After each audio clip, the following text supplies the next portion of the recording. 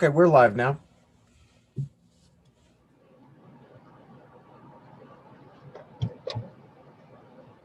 I'd like to welcome everyone to the work session for January 19, 2021.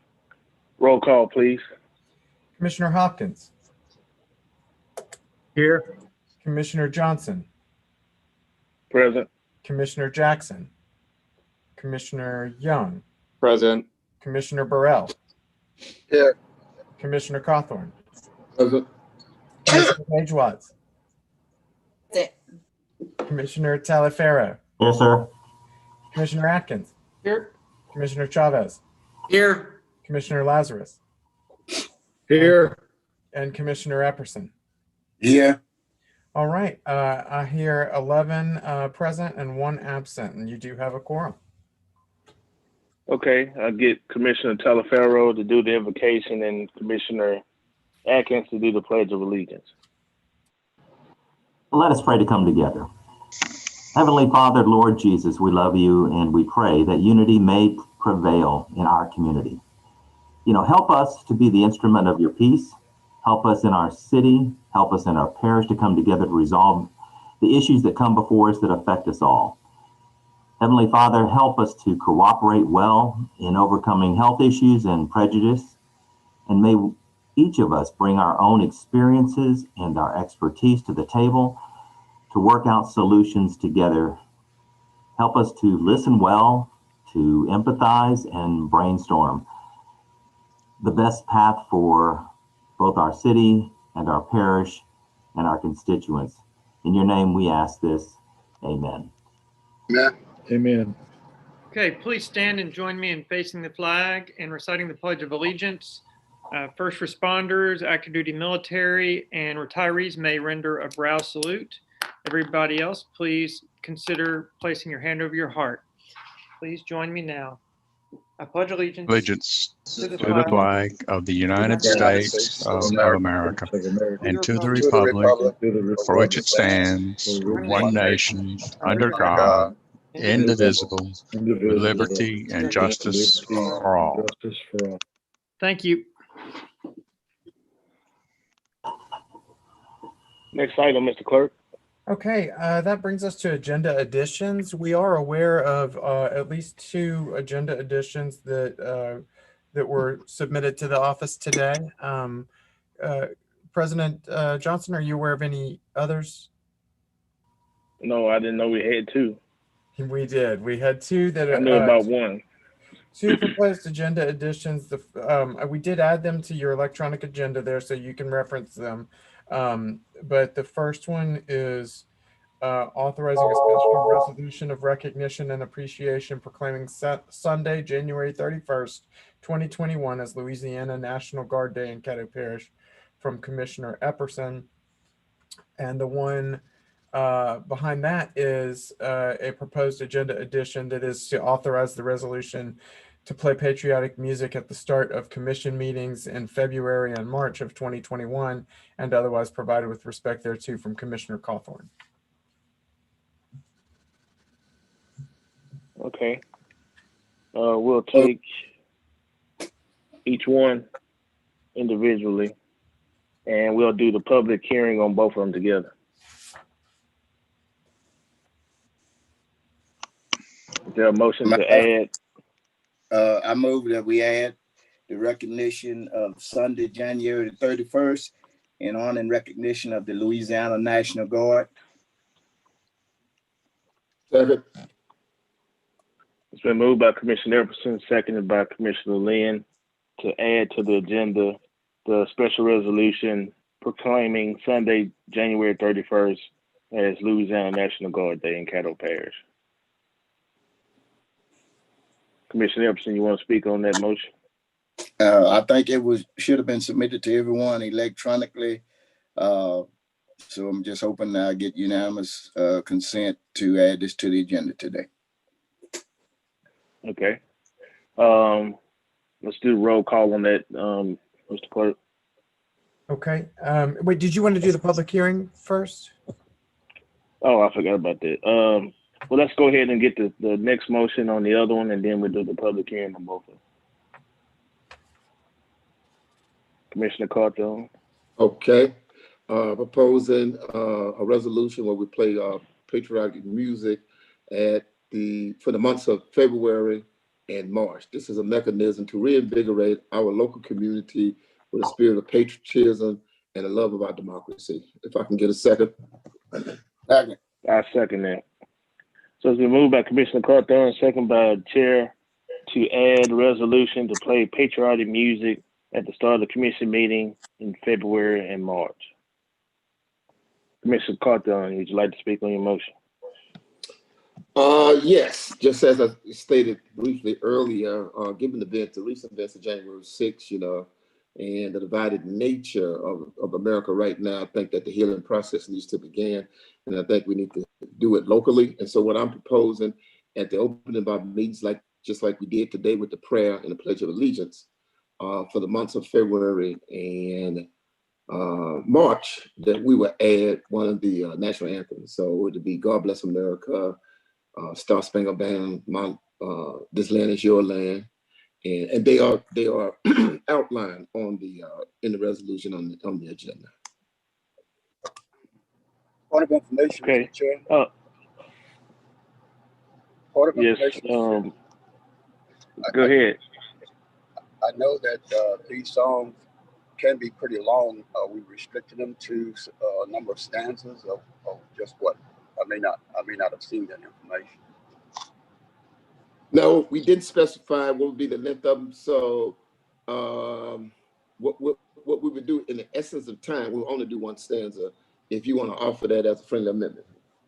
I offer that, Mr. Chairman. All right. Okay. All right. So we have a friendly amendment to just only do one stanza of those patriotic songs. So now, Mr. Clerk, would you announce the public hearing for the agenda additions only? Yes, thank you. If callers want to call in to the public hearing to express an opinion for or against adding either of these items to the agenda, the appropriate phone number to call is 318-226-6596. Again, that phone number is 318-226-6596. If somebody would like to make a comment for or against adding either of these items to the agenda. I've started the stopwatch, so we'll give them a couple of minutes. Great. Mr. Chairman. Yes, sir. Are we streaming live? I didn't hear the clerk mention. We all Yes. live? That's Okay. what he said. That's what he said. We were live. Thank you.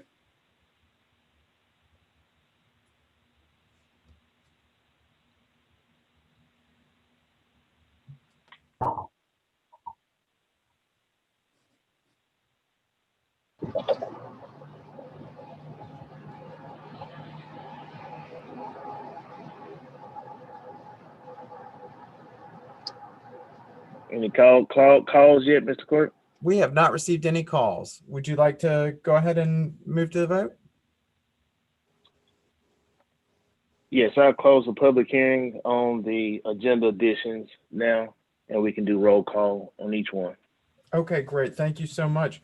So I will call them in the order they were made. The first motion was the motion from Commissioner Epperson to add the Louisiana National Guard Day recognition on the 31st. And if you're ready, I'll go ahead and do that roll call. Yes. Great. Okay, Commissioner Hopkins. Yes. Commissioner Johnson. Yes. Commissioner Jackson. Commissioner Young. Yes. Commissioner Burrell. Yes. Commissioner Cawthorn. Yes. Commissioner Gagewise. Yes. Commissioner Taliaferro. Yes. Commissioner Atkins. Yes. Commissioner Chavez. Yes. Commissioner Lazarus. Yes. And Commissioner Epperson. Yes. All right, we will add that one to the agenda. That passes with 11 in support and 1 absent. And then the next item All right. was a motion from Commissioner Cawthorn to add the patriotic music to be played before the meetings in February and March, limiting it to one stanza each. We ready for that roll call? Yes. Okay. Commissioner Hopkins, Yes. Commissioner Johnson, Yes. Commissioner Jackson, Commissioner Young, Yes. Commissioner Burrell, Yes. Commissioner Cawthorn, Yes. Commissioner Gage Watts, Yes. Commissioner Taliaferro, Yes. Commissioner Atkins, Yes. Commissioner Chavez, Yes. Commissioner Lazarus, Yes. and Commissioner Epperson. Yes. All right, that motion passes with 11 in support, 1 absent, and that will be added to the agenda later on. And so we'll have those 2 items that we will revisit later on the agenda. And that brings us next to the next item. Mr. Chairman. You see my hand, Mr. Chairman? Hold on.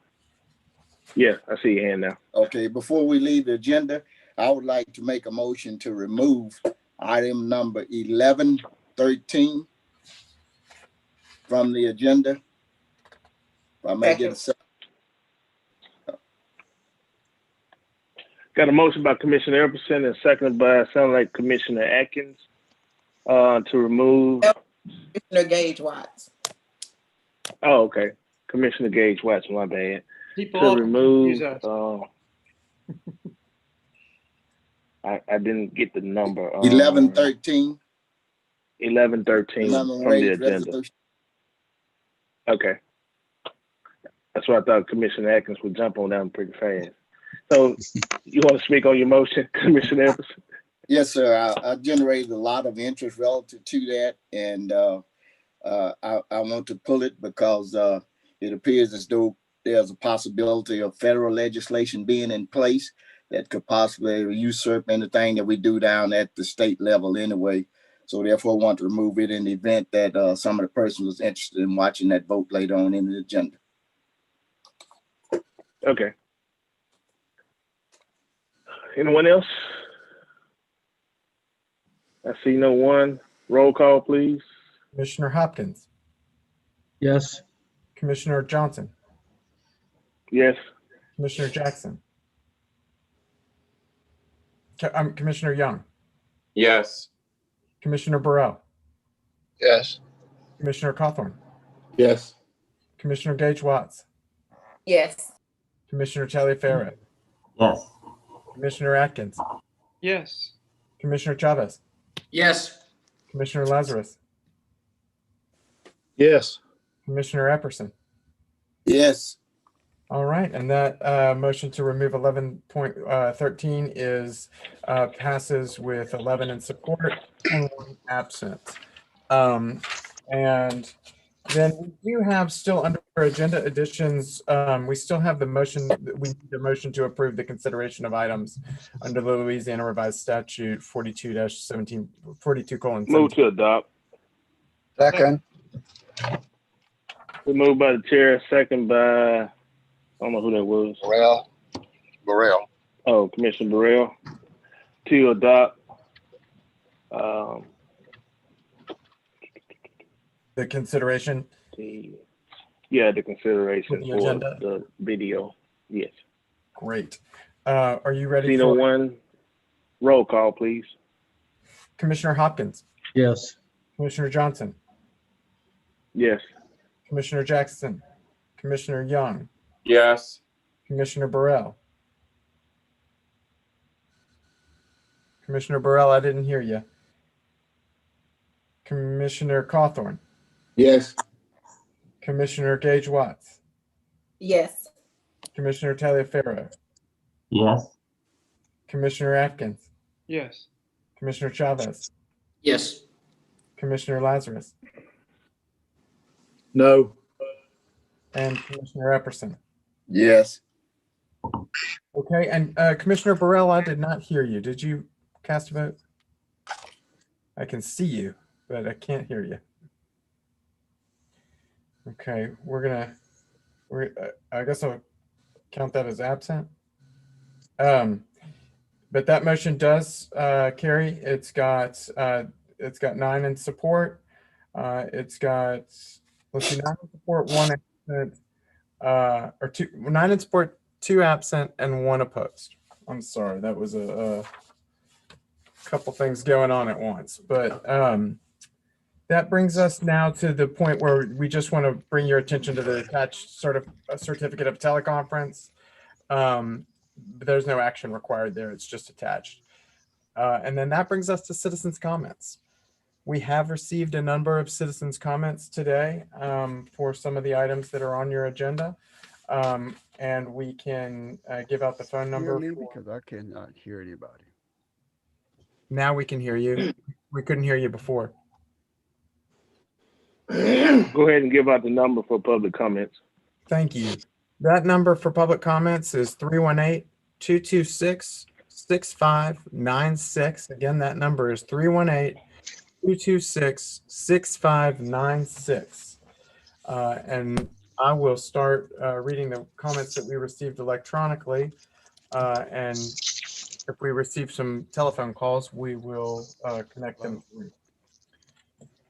Okay, the first one says, this is from K. Proby Waller, who says, I'm writing this letter to express my strong opposition to the rezoning request 20-11-P. I'm asking the Metropolitan Planning Commission to reject this zoning change request because this change will reduce homeowners' property value. There were too many questions that the applicant could not provide residents answers when we met on December 10th, 2020.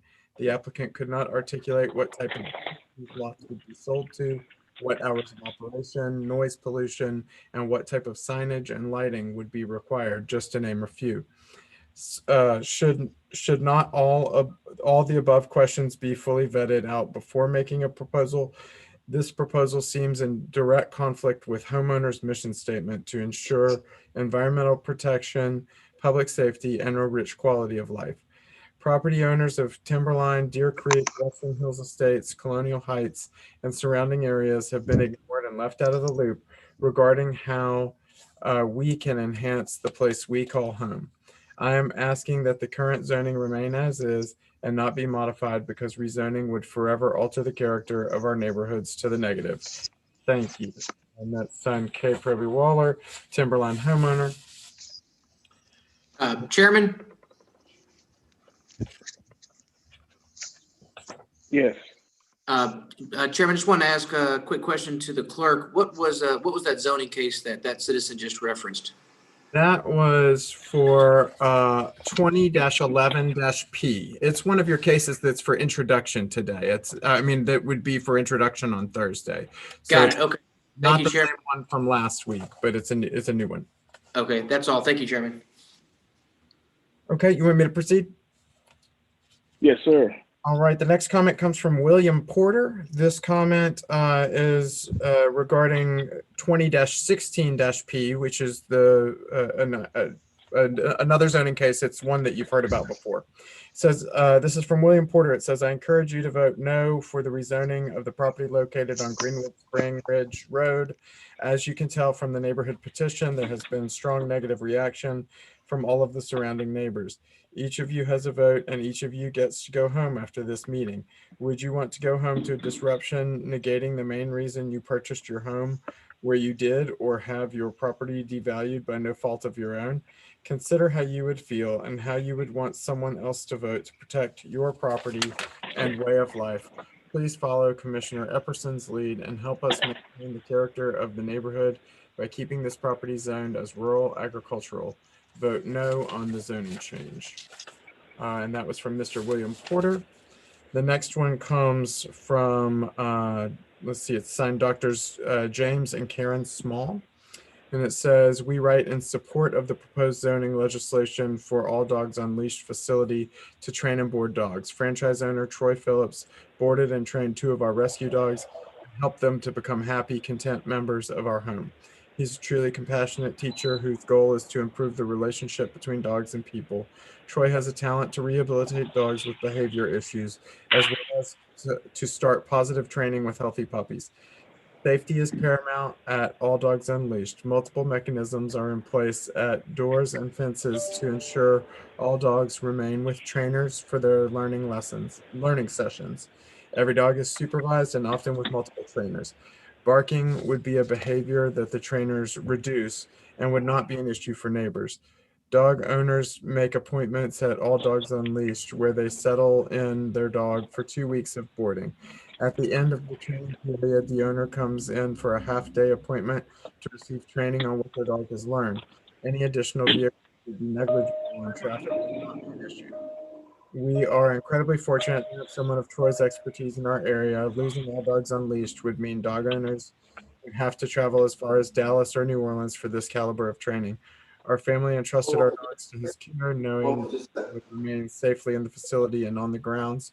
Troy Phillips is an asset to our community. The compassionate work of All Dogs Unleashed increases the number of well-trained dogs in our area and ultimately creates a safer community for our children and pets. That again was from James Small and Karen Small. The next one comes from Mr. Cody McKellar. Says, I write you not only in support of Troy Phillips and All Dogs Unleashed, but also to pose a couple of questions to ponder. Can Troy legally own multiple dogs where he lives? Yes. Can Troy decide to volunteer to house multiple rescue dogs on his property? Yes. Can Troy leave multiple dogs outside to bark as long as it's not after 10 p.m.? Yes. Isn't it plausible that the majority of the concerns the neighbors have can and probably will happen even if he isn't able to run his business at this location? Wouldn't it make sense to bind Troy to certain rules and items to mitigate these issues? If this exception is granted, wouldn't this property revert back to the current zoning if Mr. Phillips sold it? As a current resident of Shreveport, I understand the concerns, but denying this request will not resolve them. Please grant this exception and bind Mr. Phillips to an agreement to mitigate the issues. And the next one comes from Billy Bryce, and it reads, taking into account the abundance of people expressing their views, we wish to convey our hopes that consideration is not being given to remarks made by those not directly affected by the PUD designation. We are wary of public opinions, occasionally vitriolic, posted on social media or published in the newspaper, being expressed by people who do not live in our area. Their lives will not be impacted by this, ours will. We view these actions as thinly veiled attempts to garner public sentiment and apply public pressure to the decision makers. We also politely wish to disagree with anyone's perception that a commercial activity in or near a restricted neighborhood that is not zoned as commercial property will be an improvement or is compatible with the surrounding area. A water system for our area would be an improvement, and planting a few bushes and flowering crepe myrtles would not mitigate our concerns. Commercial activity brings traffic and other commercial activity. As we have said before, we have enjoyed the quiet solitude of what we deem idyllic surroundings for 38 years. Our children grew up enjoying skating, riding their bikes, and skateboarding on the streets, crawfishing in the ditches, fishing the creeks and ponds, and exploring nature. They gained firsthand knowledge about snakes, rabbits, hawks, owls, foxes, deer, wild boar, coyotes, and other animals, an exciting education in itself. They did so under our watchful eyes all of those years with little fear of being run over by inattentive or speeding drivers. There's very little traffic in our neighborhood, and 9 out of 10 of the cars traveling our street are neighbors acquainted with the neighborhood activities. Now our grandchildren are enjoying these same experiences. How many neighborhoods are left that can boast such privileges? Commercial activities bring traffic. More traffic brings more risk to our safety. It also brings noise and pollution. These are not compatible for our surroundings. If our desire has been to live near commerce, we would have bought land and built in a commercial area. With cordial and professional intent, we have turned to the commissioners to express our concern, ask questions for better understanding, and contemplate interpretations, sometimes finding common ground. We are not without empathy, however, 2 facts remain that cannot be debated. Commercial activity brings traffic and more commercial activity, creating an unending cycle. Can MPC guarantee otherwise? Please do not allow it. In closing, we want to thank Mr. Clark for his observations that better communication would have been desirable. We also would have liked better communication, particularly prior to the application being referred to the commissioners. Everyone within a 1 mile radius of the property in question, not just the immediate neighbors, should have received notification that an application had been filed for a PUD designation, along with information about the subsequent meeting. We also want to thank the commissioners for graciously listening to our views, and we sincerely appreciate your consideration. And let's see, the final public comment that I received is from Troy Phillips. It says, my name is Troy Phillips, owner of All Dogs Unleashed and property owner of the area trying to be rezoned. Thank you for everyone's time while working through the rezoning process. I know it's been a lot of work for everyone involved, not only the commission, but myself and also my fellow neighbors. I would like to start by addressing noise in regards to my personal dogs barking to date. I am currently away from my property for long periods of time, and my dogs may bark occasionally while I am gone. Without me being at my property, I cannot keep my dogs confined inside all day and being confined. I have already done some things to help with the noise of being able to see my personal dogs. Understand I need to make improvements before I can even open my business on my property that will help mitigate the noise and seeing the animals. When I am home, my dogs are with me and may bark occasionally. There is another property owner nearby that has barking dogs as well, both day and night, that I also have a video of. I like to address the current neighbors have been coming by my current location also. Some have even driven into my parking lot several times in a short amount of time and parked in a lot across from me and watched my facility and had a laptop in use. It was a blue F-150. The owner of this vehicle also lives on Highway 169. If you would like to see the place, please feel free to give me a call and set up an appointment. I'd be happy to show you. I ask that everyone take into consideration what is expected from me and the plans that were drawn up that are also required. I bought the property knowing I do have an opportunity to rezone and should be given a fair chance as well. I also want to mention that Caddo Parish already has zoning changes set for our district for January 2022. The exact changes have not been set yet, but will be worked on this year, which may make it easier for me to run the business out of my property then. This information can be found online and is public. Once again, thank you for your time. Again, I would like each of my neighbors to know this is not personal. Please stop by, give me a call or a wave, no matter what the outcome. I moved here as well to enjoy the country with my neighbors as you all did. And that's signed Troy Phillips. And that is all of the electronic comments that I received. It looks like we did just receive one more while I was reading.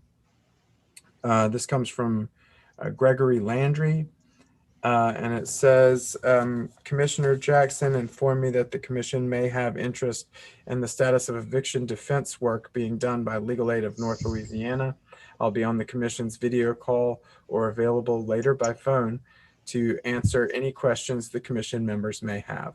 And again, that's from Greg Landry. And that, unless you've received any phone calls that I didn't notice come in. She has not. Okay, that concludes our public comments. All right, let's move to our next agenda item. Sure thing. The next item is visitors. I'm not aware of any other visitors other than the master plan update that is scheduled for our second work session meeting each month. All right, next item. Well, do we have, is Mr. Clark on the line? I think this is where the point where he gives his master plan. Oh, okay.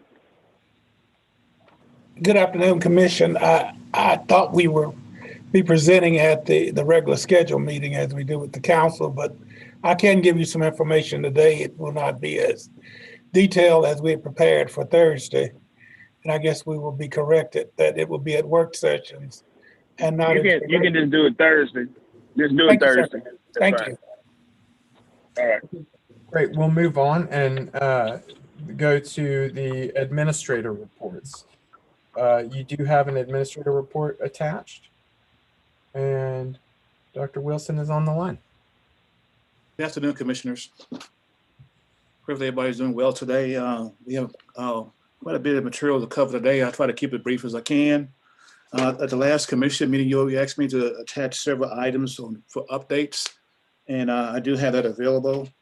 The first one being the relocation of the Confederate Monument, and the RFP is proposed for issuing on January the 28th, and the responses are due back on March 25th. And we hope to be awarding the estimated completion time for this is April 21st with the approval of a signed contract in May 2021. And that's the update on the relocation of the Confederate Monument.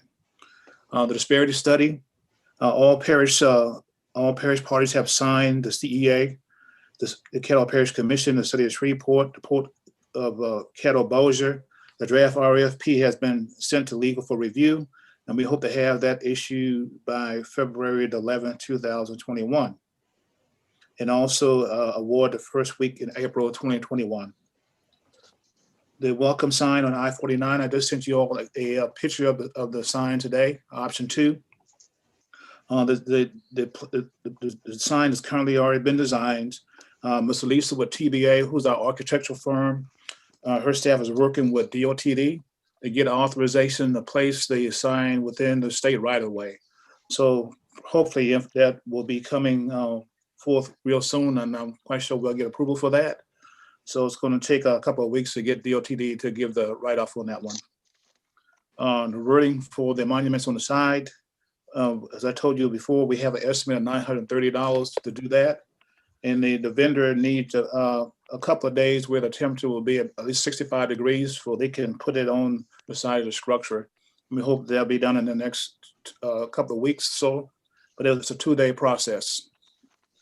Also, additional polling places was another item of interest for you all. We did check with the Register of Voter, and he's in the process of completing the research and evaluation of the proposed location, and he hopes to have this completed on March 31st, 2021. They are currently assembling the legal requirements as well as the polling of other Register of Voter locations with multiple sites on the practical aspect of the additional site. Mr. Sibley, goal is to have the report ready within the next 45 to 60 days, outlining the parameters and logistics and the practical aspect of the additional location, as well as the impact on pending legislation changes to the election process and resources available for the Register of Voters office.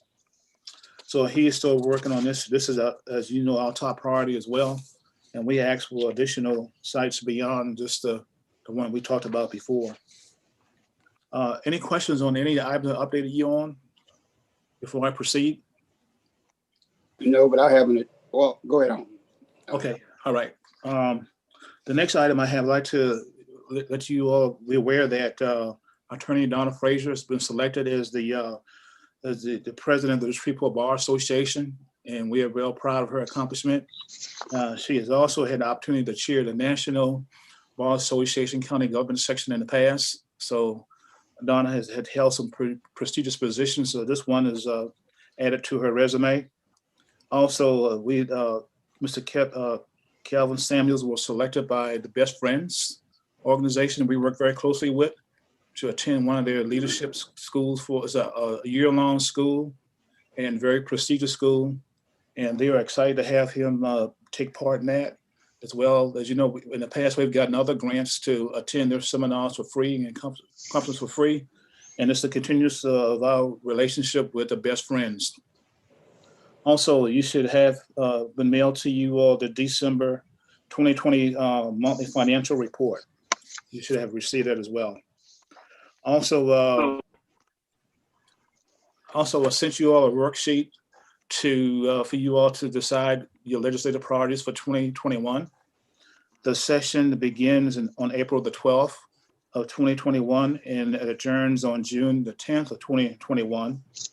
And I've gotten a couple of the forms back from you all already, and we'll compile a complete list and get that back to you for your approval on the entire list of priorities for this coming legislative term. Dr. Wilson, Yes, sir. do we plan to have a Zoom meeting with them? With whom, sir? Which? With the legislators? Yes, sir. We can try that. You know, in the past, we have had various lunches and as well as dinner opportunities that wasn't very well attended. But we was reach out and see if we can have a Zoom meeting with them. Okay, that would work. Since we won't be having the lunch or the dinner, at Yes, least sir. try to have a Zoom meeting, and then if they have any questions on anything that we might have, then they can express it at that time, and then you can kind of hold them accountable at that point. Okay, we'll set that up, Commissioner Johnson. Thank you.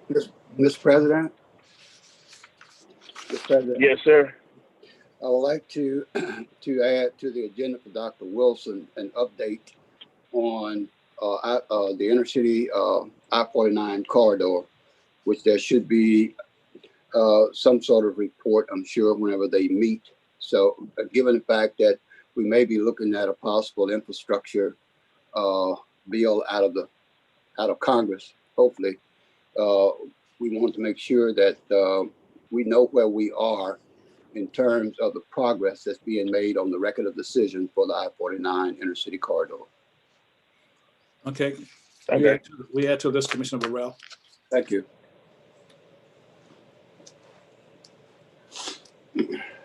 Okay, Commissioners, any other questions? If not, that concludes my report for the day. Okay, next Dr. item, Wilson, Mr. Clerk. we had one more item. Was there? Ms. Clay? What's that? Oh, yes. I'm sorry. Randall? Commissioner Clay, we have a new Assistant Director of Juvenile Services, and Mr. Clay Walker would like to introduce who our new employee is. Clay? I think you all know Mr. Rand. Go ahead, Clay.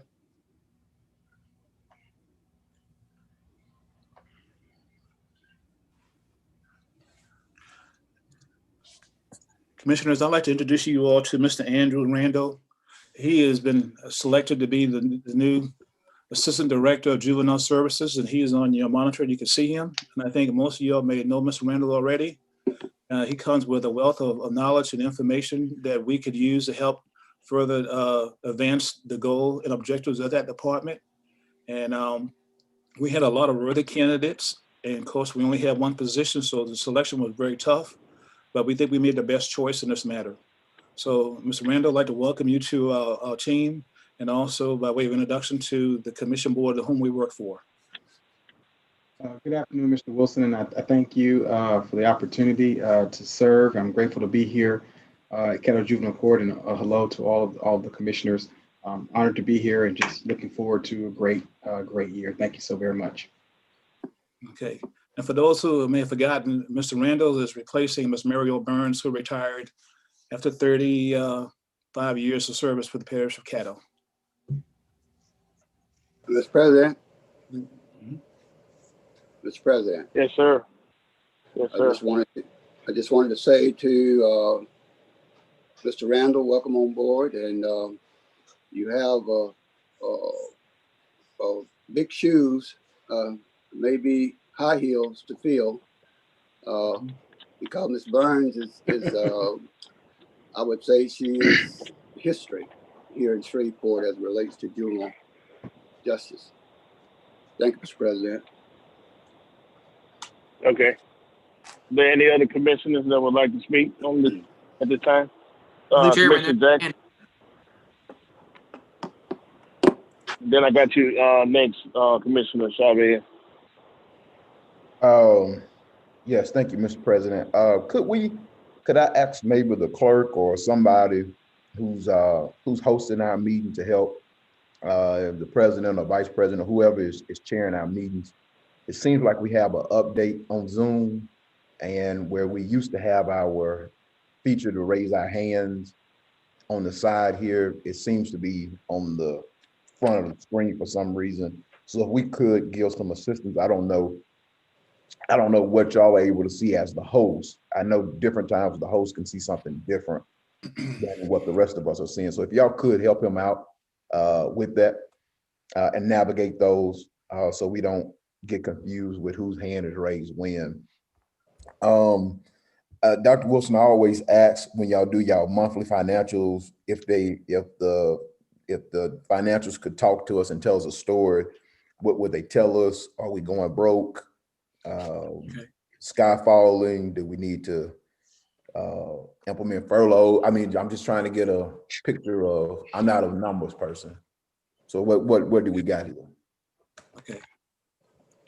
All right, I think Ms. Haley is online with us. Sure.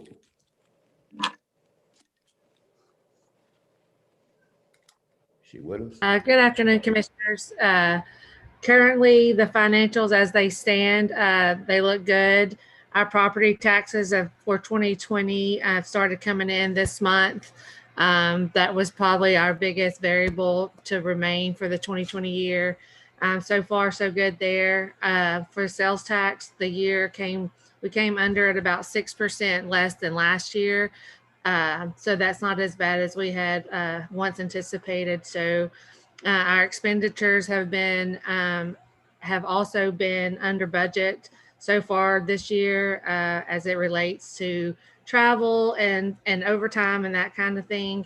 We do have some expenditures that were not reimbursable from the CARES Act that some funds will have to cover, but with fund balance. But other than that, I think we ended up with a good year. Okay. Mr. President. So this would basically be our end of year financials here. Is that? It's just a month.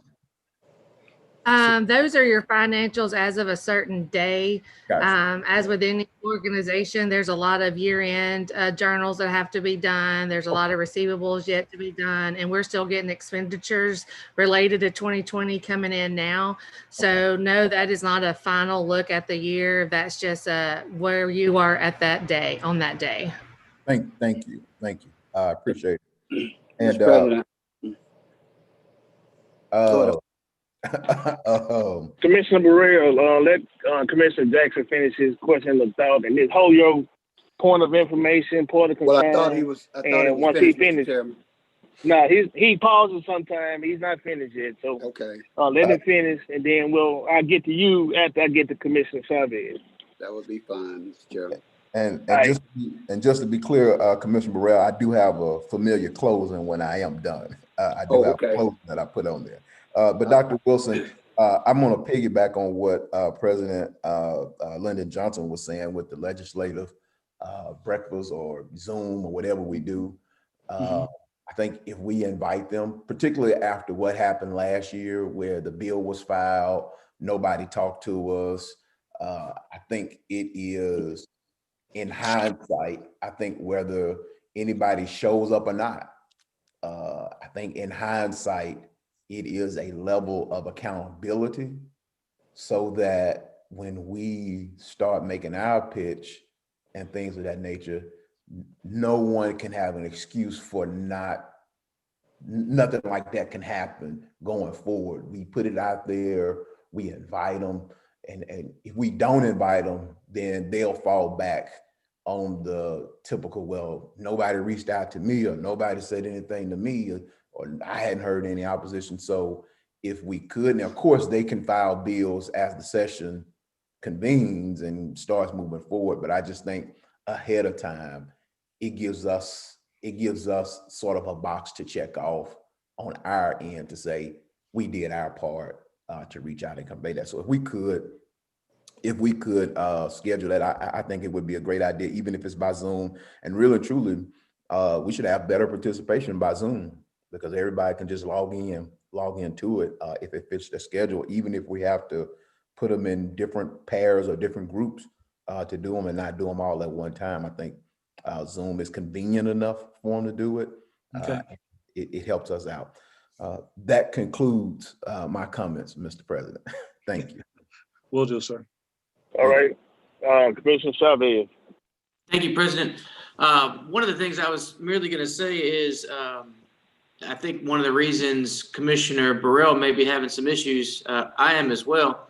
This new Zoom platform, when you're on the PC, you have to click on reactions to raise your hand. However, if you're using an iPhone or an iOS, there is no raise your hand feature. So that may be why, unless I can't see it, but if you click on the more, it's not there. There's one on the iPad itself. I got it's at the same spot it was in. We may need like a quick training course offline, but the PC is easy. The iPhone is not. Obviously, the iPad is different. So we'll have to figure out a way to get all these in order because it is a new system. It's not working the way it used to. And then I just wanted to welcome Assistant Director Randall to the team. And I'm sure most of you guys know, but he's an amazing chef. So I'm looking forward to going down there and having those meetings with Mr. Cox and our new assistant director. I have a feeling the food's going to be incredible. So welcome aboard, Mr. Randall. That's Thank all. you, Commissioner Chavez. Thank you, President. All right, Commissioner Burrell. All right, Commissioner Burrell, Okay. you up. Okay, we got all our familiar closings out of the way. I wanted to go back to Haley. I wanted to know, did we run any deficits in any particular categories? I heard she say we were under budget in a number of areas, and then she said that all of the numbers are not in. So my question is, does she see us running a deficit in a particular category at this point?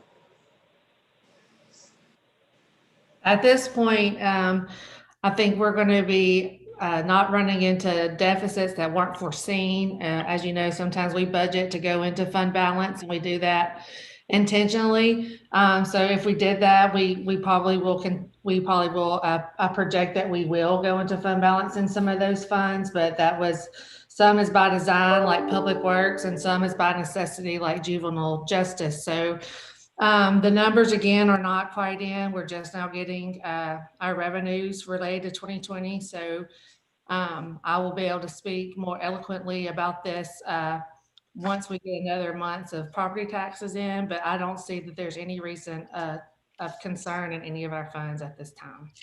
So what I'm understanding you to say that at least those are two areas that we normally run a deficit in.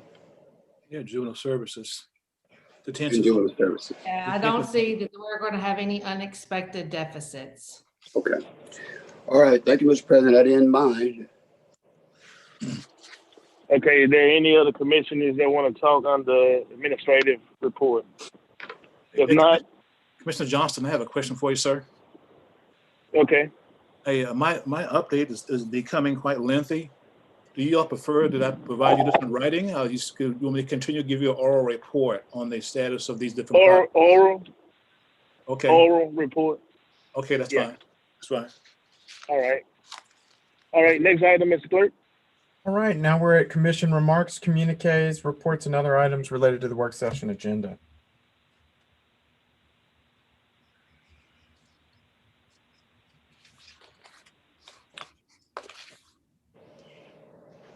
And again, all right, Commissioner Hopkins. Yes, I have a question for Donna in legal. Sure. And I guess, and my question is, when we put our agenda out on Friday or Thursday, whichever day it is that considered the official journal? I mean, the official agenda along with the one we post in the building? I believe, and I'll defer to Jeff if I'm wrong, your official agenda is the one that is put out on Friday. And I understand along with the one that you post. Today, I think you had some agenda amendments to come to the agenda today. I know that those were posted electronically, but I don't know if they were posted physically in the government plaza. Okay. And that's my question is, I understood that when state law changed to recognize posting electronically, that became also the official agenda. So I was concerned that we added this without maybe doing it properly. Just make sure we do it right in the future. So you are correct that the one that is posted on Friday that we post on the website is the official one, and it is the one that we physically post as well. We did add under agenda additions those two items that were that came in this morning, and those were in that appropriate section. As we understand it, that's appropriate, but we'll review that and see. Okay. And thanks for bringing that up. We'll take another look at it and see. All right. Thank you. Okay, Commissioner Atkins, Thank and you, then Commissioner Burrell. Thank you, Mr. President. I just wanted to jump on and welcome Mr. Randall to the team. I remember when he interviewed with the commission a year or two ago. I was impressed with him then, and I'm glad the parish leadership was able to find a solid role for him. So thank you for joining the team, Mr. Randall. We look forward to working with you. Thank you, Mr. President. Thank you, Commissioner Atkins. Commissioner Burrell. Thank you, Mr. President. I want to go back to Dr. Wilson's administrative report. You asked if we would like a written copy. Since you do that anyway, I would. I don't know about the others, but it would give me an opportunity to make any notes that I would need to make to address at the meeting. Yes, sir, I can. Thank you. That's it, Mr. President. Commissioner Cordon.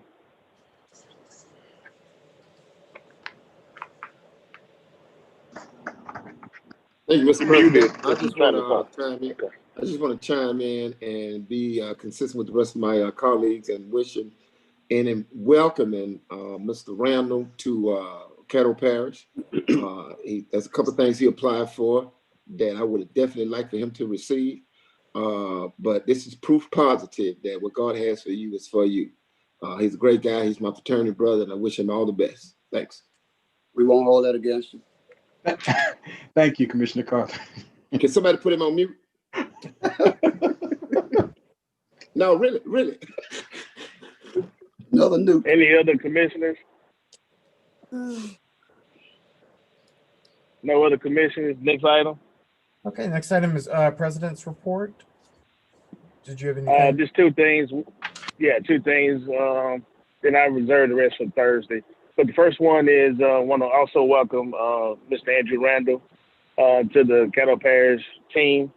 I think he will do a very good job. I've been knowing him for quite a while, and I think that he will fit in fine, make some improvements in that area, and go move forward and be good on it. The second one is I did give the clerk the 2021 committee assignments. So those are there, and either he's going to put them on the screen so you can look at them right quick, or he'll email them to you after the meeting. And that's all I have today for the president. Would you prefer that I pull them up, or? Yeah, to pull them up for a second, let everybody see them, and then you can take it down and then email them to everybody. Sure thing.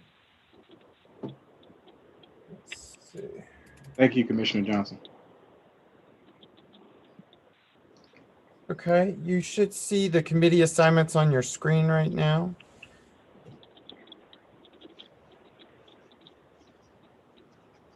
Starting with Animal Services, Appropriations.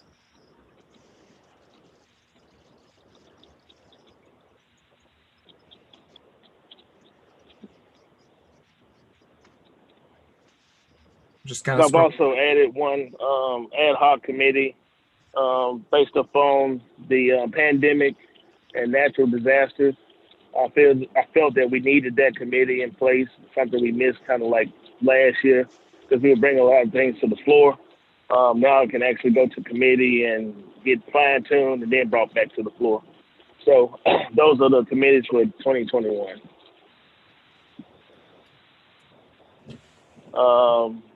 Commissioner Jackson. I was just going to muted. I was going to echo everybody else in welcoming. I I don't know if I should call him pastor, bishop, cook, or captain, but he wears so many other roles and hats in our community. So welcome, Andrew, to the team, and look forward. Muriel always looked out for kids over there, and I have no doubt that you'll do the same. Commissioner Gates Watts accidentally sent it to me, and I see she just dropped it in the box. But we also want to give a round of applause and a pat on the back to our attorney Donna Frazier, for being chosen to lead our local bar association here locally. And so we also want to just give her a pat on the back, at least from the commission, for that. Thank you. Thank you, Commissioner Jackson. Thank you. Thank you. No problem. Thank you, Mr. Commissioner Epperson. That's an applause, Mr. Chairman. Oh, okay. My bad. I just saw a hand. Is there another applause, Commissioner Burrell, or are you doing something else? Mr. Chairman, I tell you exactly what I'm going to do. Yeah. My statement is on the committee assignments, since I've sort of been out of whack there, taking a few days vacation away from you guys, I would like to get a copy of that. He's going to send it to everybody. Unless it's already sent, unless it's already been sent. Yeah, he's going to send it to everybody. If you don't have a problem with it. He's going to send it to everybody. Okay, well, that's good. I appreciate that. Okay. All right. Next item. Next item is old business. I'm not aware of any old business that we have scheduled to take up today. So that brings us to new business, where we have quite a few items. So I will get started there. 11.1 is authorized introduction of ordinance number 6024 of 2021 in relation to zoning case 20-11-P, an ordinance to amend volume 2 of the Code of Ordinances of the Parish of Caddo as amended, the Caddo Parish Unified Development Code, by amending the zoning of property located on the south side of Greenwood Road at Calderwood Drive, Caddo Parish, Louisiana, from RA Rural Agricultural Zoning District to C1 Neighborhood Commercial Zoning District, C3 General Commercial Zoning District, and IMU Industrial Mixed Use Zoning District, and to otherwise provide respect thereto. That's in District 12. Recommend moving forward to Thursday in accordance with policies. Second. So, Commissioner Epperson, you made a motion, but it broke up. I want Recommend to make sure I get it right. Recommend moving item number 11.1 to Thursday's meeting in accordance with our policies. Okay. We have a motion by Commissioner Epperson to move 11.1 to Thursday, and a second by Commissioner Atkins. Commissioner Epperson, you want to speak on your motion? No, sir. Any other commissioners want to speak? Seeing none, roll call, please. Commissioner Hopkins, Yes. Commissioner Johnson, Yes. Commissioner Jackson, Yes. Commissioner Young, Yes. Commissioner Burrell, Yes. Commissioner Cawthorn, Yes. Commissioner Gage Watts, Yes. Commissioner Talaferro, Yes. Commissioner Atkins, Yes. Commissioner Chavez, Yes. Commissioner Lazarus, Yes. Commissioner Epperson. Yes. All right, that motion passes unanimously with 12 in support and none in opposition. And that brings us to the next item, 11.2, which is authorized introduction of ordinance number 6025 of 2021 in relation to zoning case 20-14-P. It's an ordinance to amend volume 2 of the Code of Ordinances of the Parish of Caddo as amended, the Caddo Parish Unified Development Code, by amending the zoning of property located on the west end of New Bern Lane, Caddo Parish, Louisiana, from R112 Single Family Residential District to R17 Single Family Residential District, and to otherwise provide with respect thereto. And this is in District 9. Move to advance to Thursday. Second. It was moved by Commissioner Atkins to move 11-2 to Thursday, and second by Commissioner Burrell. Mr. Commissioner President. Atkins, you want to speak though? Well, yes, sir. Yes. I'd actually like to address a question to Mr. Clark, if I may. Okay. Mr. Clark, I guess this is the issue in Long Lake. Is that correct?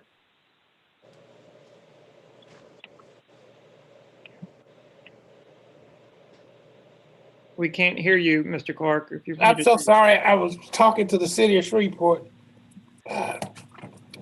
If you had asked the question once more, I apologize. No problem. Mr. Clark, this has to do with ordinance number 6025 in relation to zoning case 2014P regarding the west end of New Bern Lane.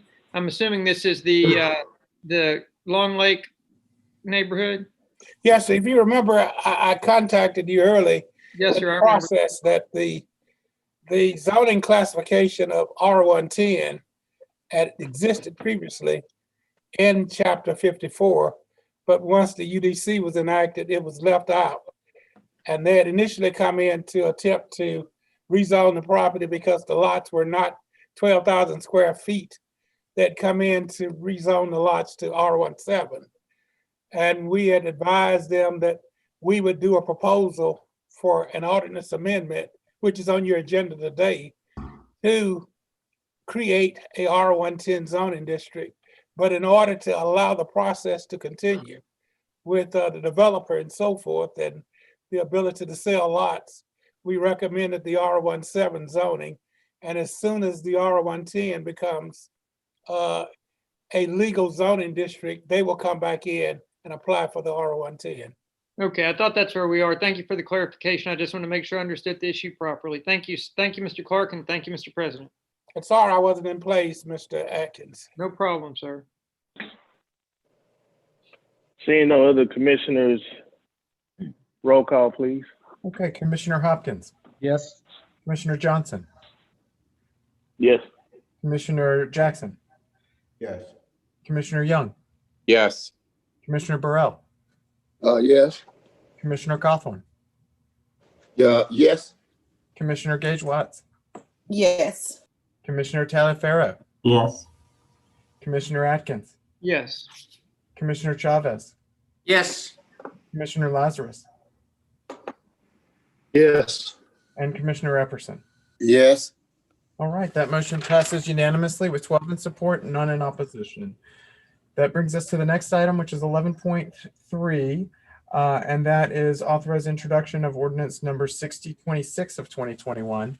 It's an ordinance to amend Volume 2 of the Code of Ordinances of the Parish of Caddo as amended, the Caddo Parish Unified Development Code, to establish R110 single-family residential zoning district by amending Article 3 zoning district and zoning map, by amending Article 4 zoning districts, by amending Article 5 uses, by amending Article 7 regarding the on-site development standards, by amending Article 9 sign regulations, by amending Article 10 landscape and tree preservation, and to otherwise provide with respect thereto. Move to advance, but also send to committee, to long-range committee to go over each one of these items before our public hearings and final vote. Second.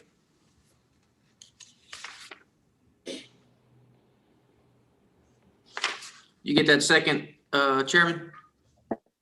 Well, I kind of got disconnected. So it's been moved by, who was that? It was Hopkins. Commissioner Hopkins, seconded by Commissioner Chavez. All right. Advance to Thursday. Yes, but also And they send had the committee. condition of, they also added the condition of sending it to the Long Range Planning Committee before a final vote.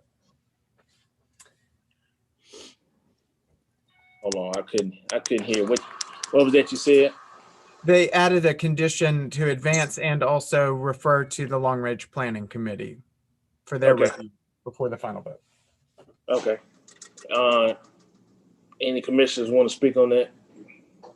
Yes, sir. Since I made the motion, I just want to make sure everything looks good in principle, but I want to make sure we sit down in committee and that all the committee members go over this information along with our attorneys along with Mr. Clark, and make sure we've addressed and understand each and every change that's being made. Thank you. All right, roll call. Commissioner Hopkins, Yes. Commissioner Johnson, No. Commissioner Jackson, Yeah. Commissioner Young, Yes. Commissioner Burrell, Yes. Commissioner Cawthorn, Yes. Commissioner Gage Watts, Yes. Commissioner Talaferro, Yes. Commissioner Atkins, Yes. Commissioner Chavez, Yes. Commissioner Lazarus, Yes. Commissioner Epperson. Yes. Okay, that motion carries with 11 in support and 1 in opposition. And then that brings us to the next item on your agenda. 11.4 is authorized introduction of ordinance number 6027 of 2021. It's an ordinance amending the budget of estimated revenues and expenditures for the general fund for the year 2021 to provide an appropriation to the 100 men of Shreveport for funds remaining at December 31, 2020 to provide COVID-19 testing and to otherwise provide with respect thereto.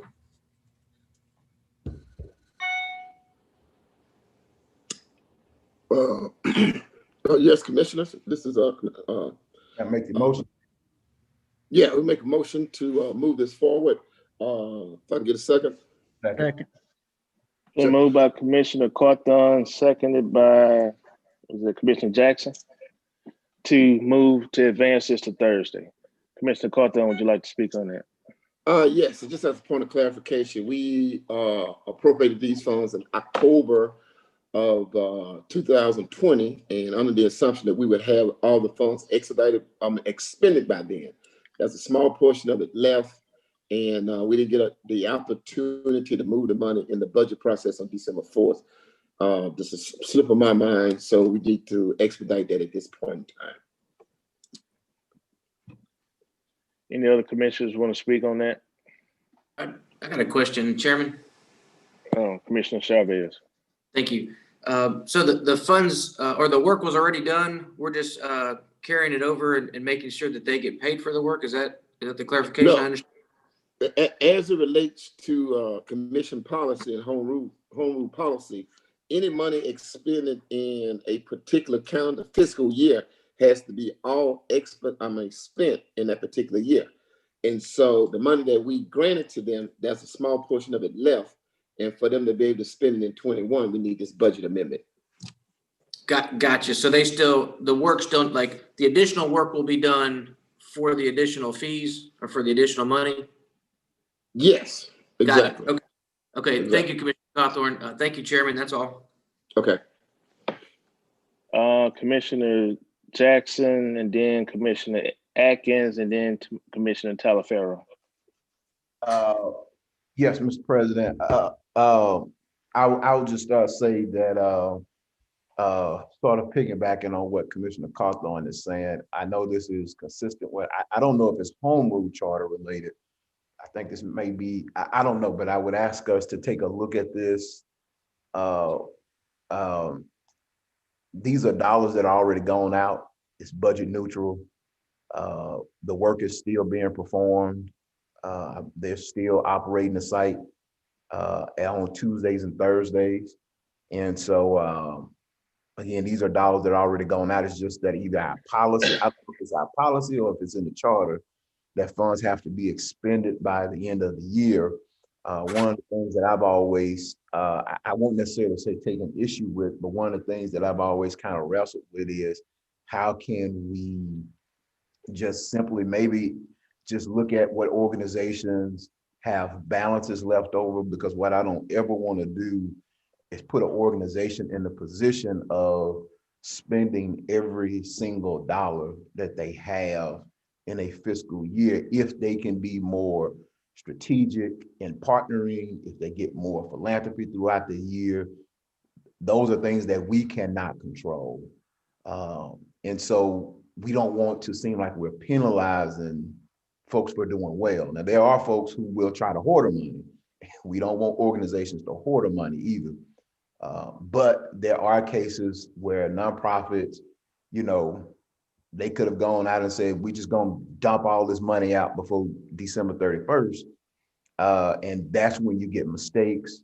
That's when audit flags go up. That's when things tend to happen that we don't want to happen. And so hopefully we can start having a long-term conversation internally, as well as with the organizations, on how we can help them roll those dollars over, whether it's just doing one big supplemental appropriation at the beginning of the year after we see organizations have dollars, because I'm getting those calls already where organizations haven't spent all their money and they're afraid that the commission may take it back. And I just kind of let them know that, hey, we can roll those dollars over for the next year because it happens. More people get fiscally, meaning they get, you know, philanthropic throughout the year, and they may have a good year that year. So it happens. For the new commissioners, don't be alarmed. This is routine. Thank you, Mr. President. All right, Commissioner Atkins. Thank you, Mr. President. I don't have a big problem here. I just want to ensure that this service is still needed. It seems like there's been a big ramp up in testing through Oshner's and other organizations. You know, I'm not in y'all's neighborhood every day. Is this testing still being done at the church, and is it necessary that it still be done there, or should we rely on Oshner's to do the testing moving forward? To answer your question, yes, there still is a need in the community, and they are still being able to provide the services. I don't know exactly how much of the money is left, but I know at one of their sites, LSU is in place. And so when the money is exhausted, then the additional stuff that 100 Men of Shreveport are doing, LSU will have to pick up and start doing it. But to answer your question, the need is still there. Okay, thank you. Commissioner Talaferro. Thank you, Mr. President. Yeah, I'm all about organizations being good stewards of the funds that they've been allocated, which the question that I have is that, I mean, have they provided us with a blueprint going into 2021 for using the money that they do have, or is that going to be the same as 2020? And basically, kind of piggybacking on Commissioner Atkins, will they need all the money that we had allocated to them in 2020 going into 2021 based on the number of testing sites that have sprung up, which are a lot of them are free? I'm just asking. Yeah, so just for clarification for that, the majority of the money is spent. And to answer the first part of your question, so based on the number of tests they do week in and week out will dictate, you know, how much money will and has been spent. So it was our anticipation that maybe all the money and the services that needed to be provided would have been exhausted by December 31, but that didn't happen. In addition, there's only a smaller portion of the money that's left. So what they're continuing to do is to work along the LSU at the Galilee site to continue to provide that service, and a service which continues to be needed in the community.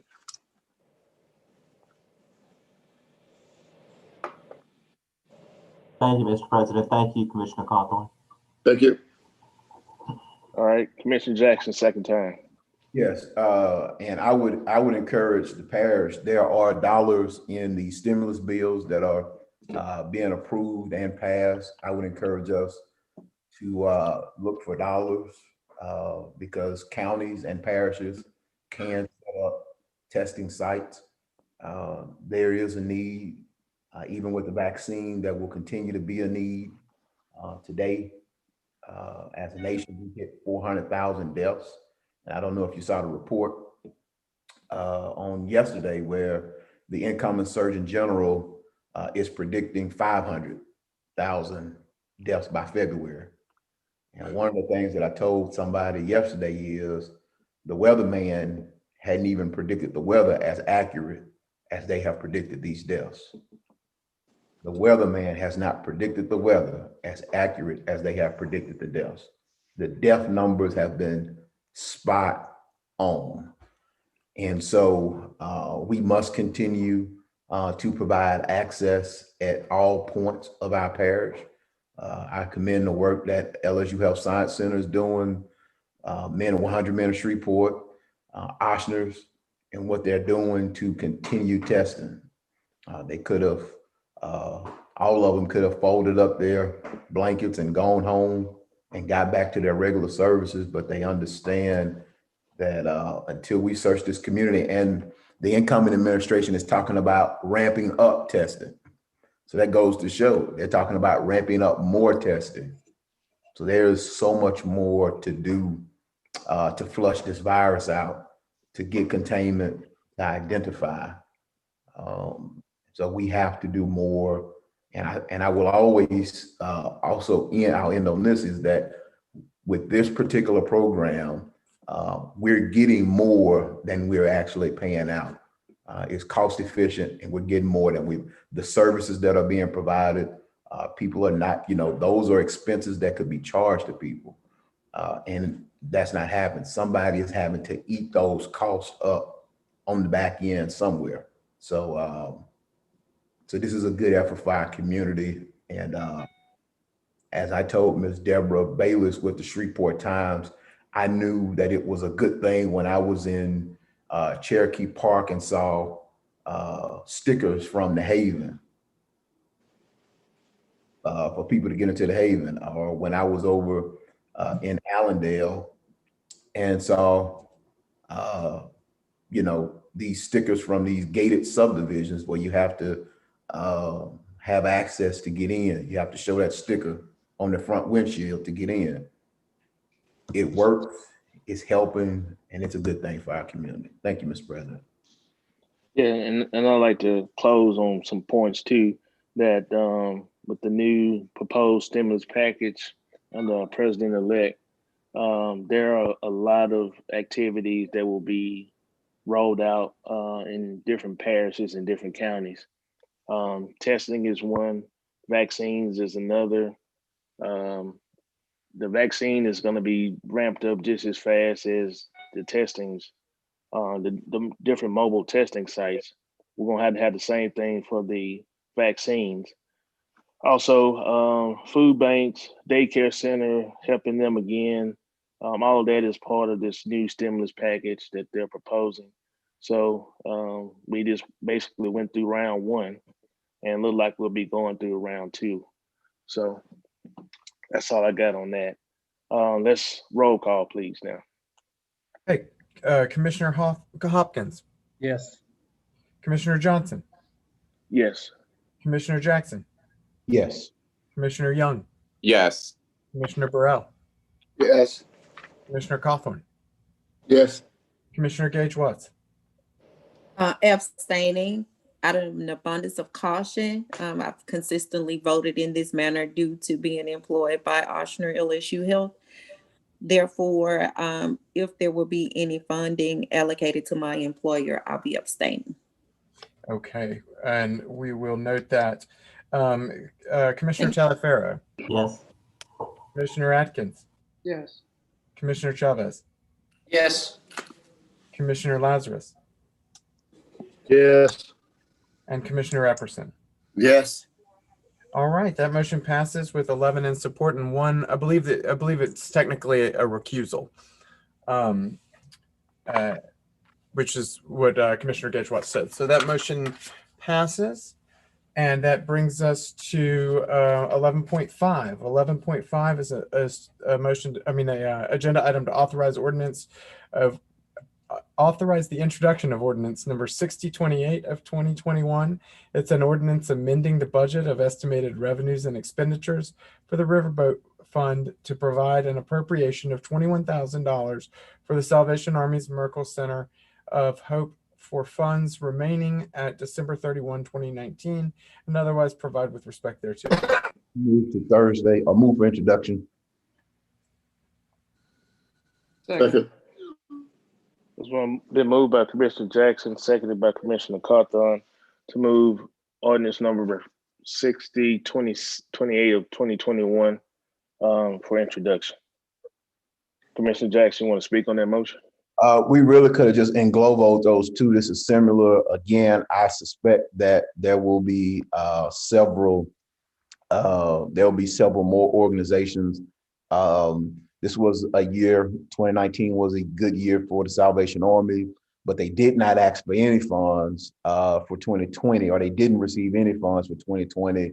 And so they had another good year in 2020. So again, they don't want, as the Lieutenant Colonel explained to me, they don't want to just go out and have to dump out $20,000 worth of money on just expenses. So they're closing out their books now. They're seeing what's eligible. And this is just an opportunity to make sure they continue to use those funds to provide the services that they provide to this community. Thank you. All right. I see no other commissioners. Roll call, please. Okay, and that is Commissioner Hopkins, Yes. Commissioner Johnson, Yes. Commissioner Jackson, Yes. Commissioner Young, Yes. Commissioner Burrell, Yes. Commissioner Cawthorn, Yes. Commissioner Benchwatts, Yes. Commissioner Talaferro, Yes. Commissioner Atkins, Yes. Commissioner Chavez, Yes. Commissioner Lazarus. Yes, I'll be abstaining from this vote as well. I have a family member on the board at the Salvation Army. Okay. And out of abundance of caution, I won't be voting on this or anything to do with Salvation Army. Thank you. Thank you, and we'll note that in the record. And then Commissioner Epperson. Yes. All right, that motion passes with 11 in support and 1 abstaining from the vote. That brings us to the next item, which is 11.6. And that is authorized introduction of ordinance number 6029 of 2021. It's an ordinance to amend and reenact Article 3 of Chapter 19 relative to Dr. E. Edward Jones Housing Trust Fund to provide for the inclusion of grants within funding sources, to provide for applications and award of grants, and to appropriate recipients and otherwise provide with respect thereto. So move for introduction. Second. The move by Commissioner Jackson, seconded by Commissioner Burrell to move ordinance number 6029 for introduction. Commissioner Jackson, you want to speak on that motion? Yes, Commissioners, this is the housing trust fund that we set up back in 2017. What we realized and what is coming up, particularly after last year, where there were a lot of private companies who wanted to do philanthropic efforts to invest in low-income communities and affordable housing being one of those things, because they understand that having quality and affordable housing within a community also uplifts that community and doesn't create situations that lead to some of the scenes that we saw in 2020. What we have to be able to do as a parish is have a mechanism to receive those dollars. If we receive pass-through grants, there's another stimulus bill coming. There may be an opportunity for the parish to receive pass-through grants. There's a couple of meetings set up with private investors who may look to put money into a housing trust fund. Chase announced the $30 billion commitment to communities of colors. The Enterprise Foundation, they have announced that they have resources available to support communities for low-income individuals. So we have to have the ability, this does not change it. There still is a loan. The original dollars that use taxpayer dollars will be a loan, but those pass-through dollars where a private foundation or even the federal government may want to do pass-through dollars, we have the ability to do that, and it doesn't just confine us to doing loans only. And again, those would be for just pass-through dollars, and I'm open to any questions that may arise. Thank you. Commissioner Atkins and then Commissioner Burrell. Thank you, Mr. President. Thank you, Commissioner Jackson, for your attention to the detail here. I understand we're just changing the wording to allow grants to come into the Housing Trust Fund. And I wanted to emphasize the point that you pointed out, that a number of for-profit organizations have been looking for ways to transfer funds into organizations such as this. And just wanted to emphasize that for-profit is not always a bad thing, and people that work for for-profit companies also have a heart. So thank you very much. Thank you. Commissioner Burrell. Commissioner Jackson, since I'm not quite familiar with this fund, as of right now, there are no funds in this particular fund. Am I to understand that correctly? No, there's $1 million. The parish took the first step, and that's sort of our talking point when we go out to potential investors. We let them know that, you know, we stepped up and we put $1 million of our own money. So we're not just asking them to invest, and we have no skin in the game. So there is $1 million there. The goal is to hopefully build up the fund with investors. And we're going to talk to any and everybody who will listen. Some may lead to great opportunities. Some we may get a lot of no's, but those yeses that I think we get will be great for our community. Okay, thank you. Thank you. Commissioner Lazarus. Thank you, Mr. President. Mr. Jackson, is this the resolution that you sent us all an email about here this week? No, sir. That's later on in the in the meeting, Commissioner Lazarus.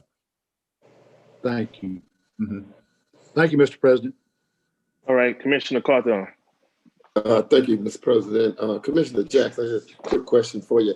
Are you narrowing in on a financial intermediary who will play the role of dispersing of the loans once you get the amount of money that you anticipate into the fund to pull the trigger? That's you. Are you at that process? Are you working through that process, or where we at?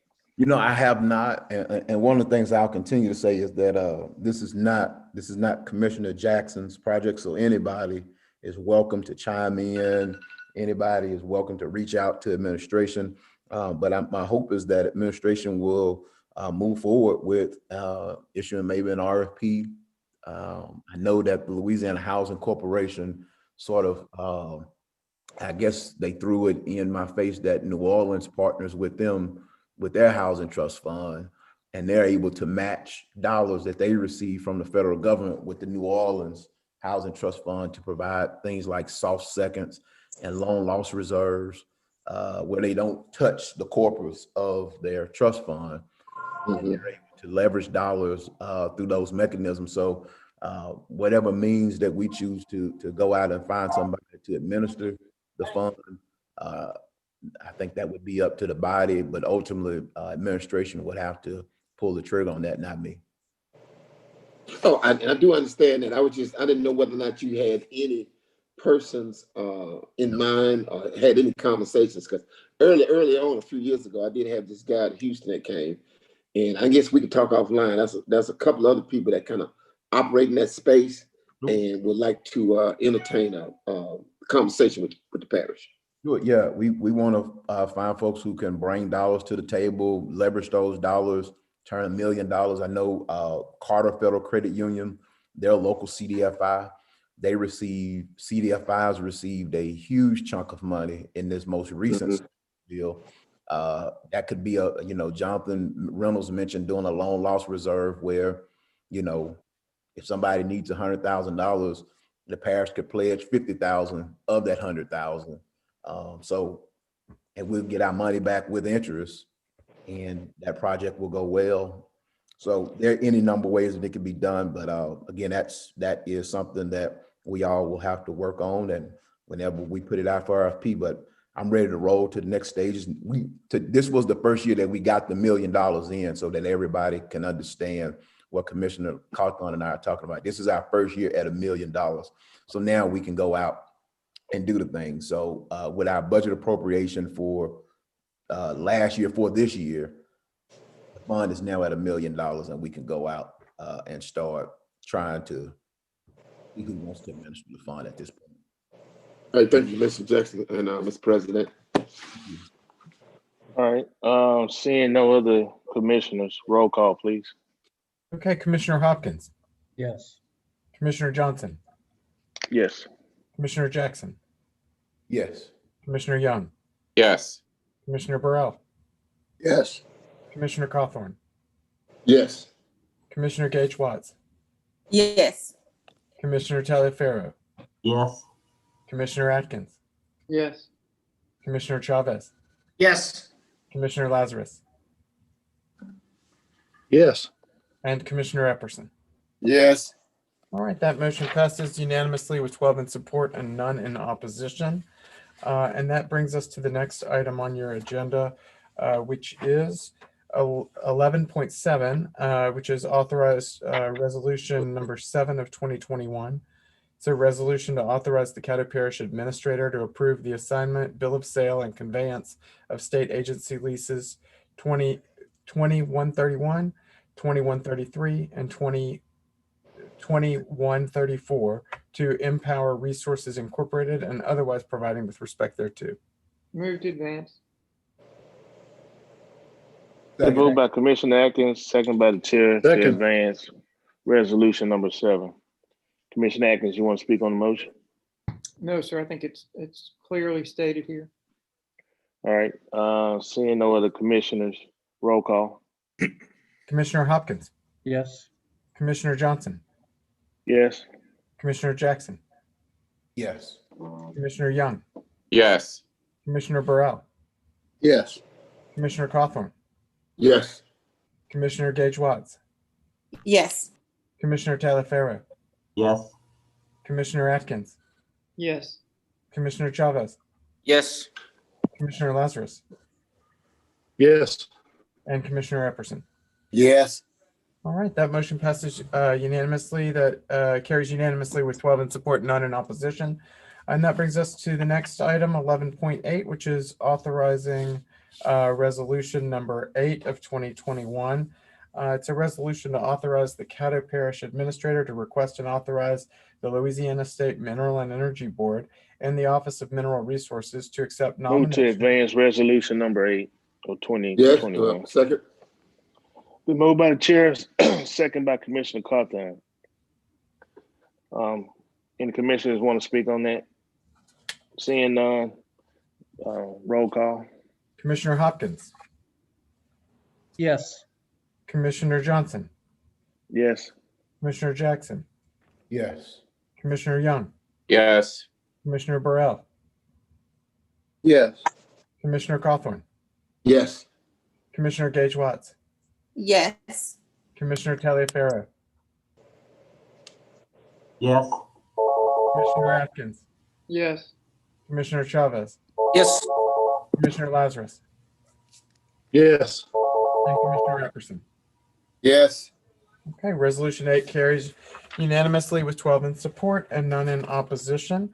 And that brings us to the next item on your agenda, which is 11.9. It's authorizing resolution number 9 of 2021.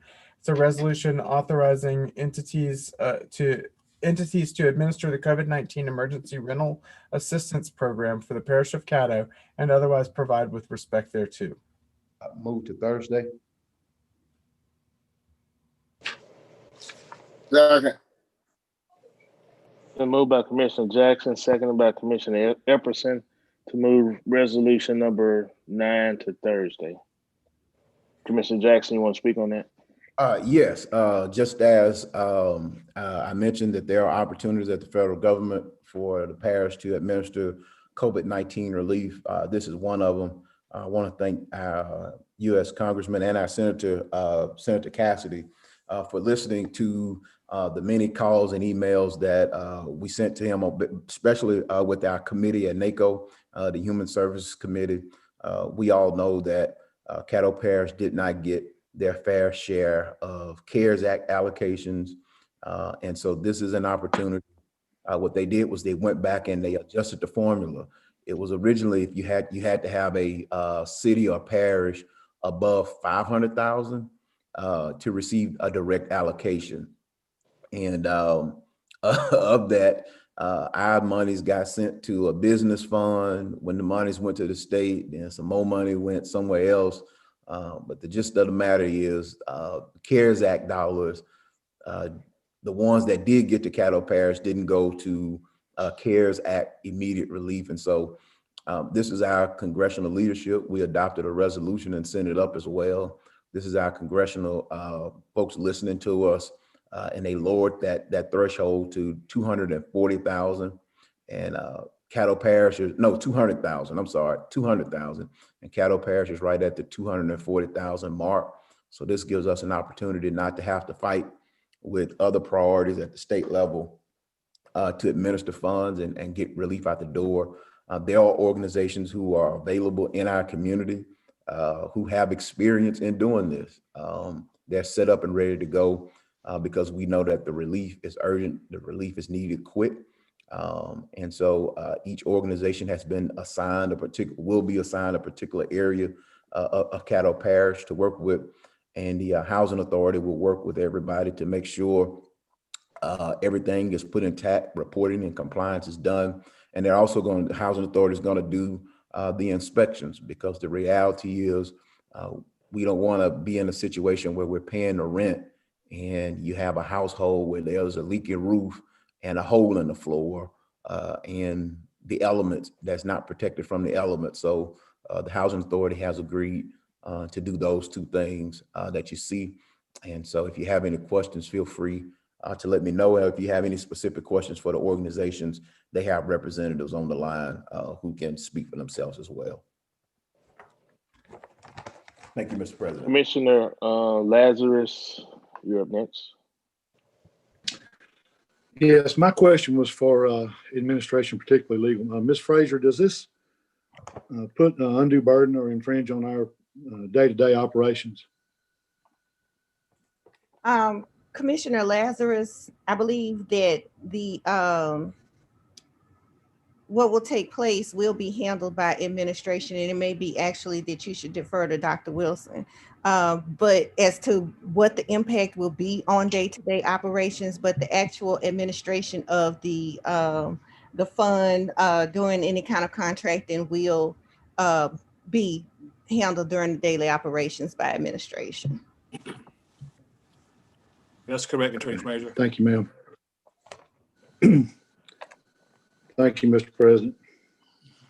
Okay. VP, you up next. Thank you, Mr. President. Thank you, Commissioner Jackson, for your work and your work with NACO to see that these funds are allocated.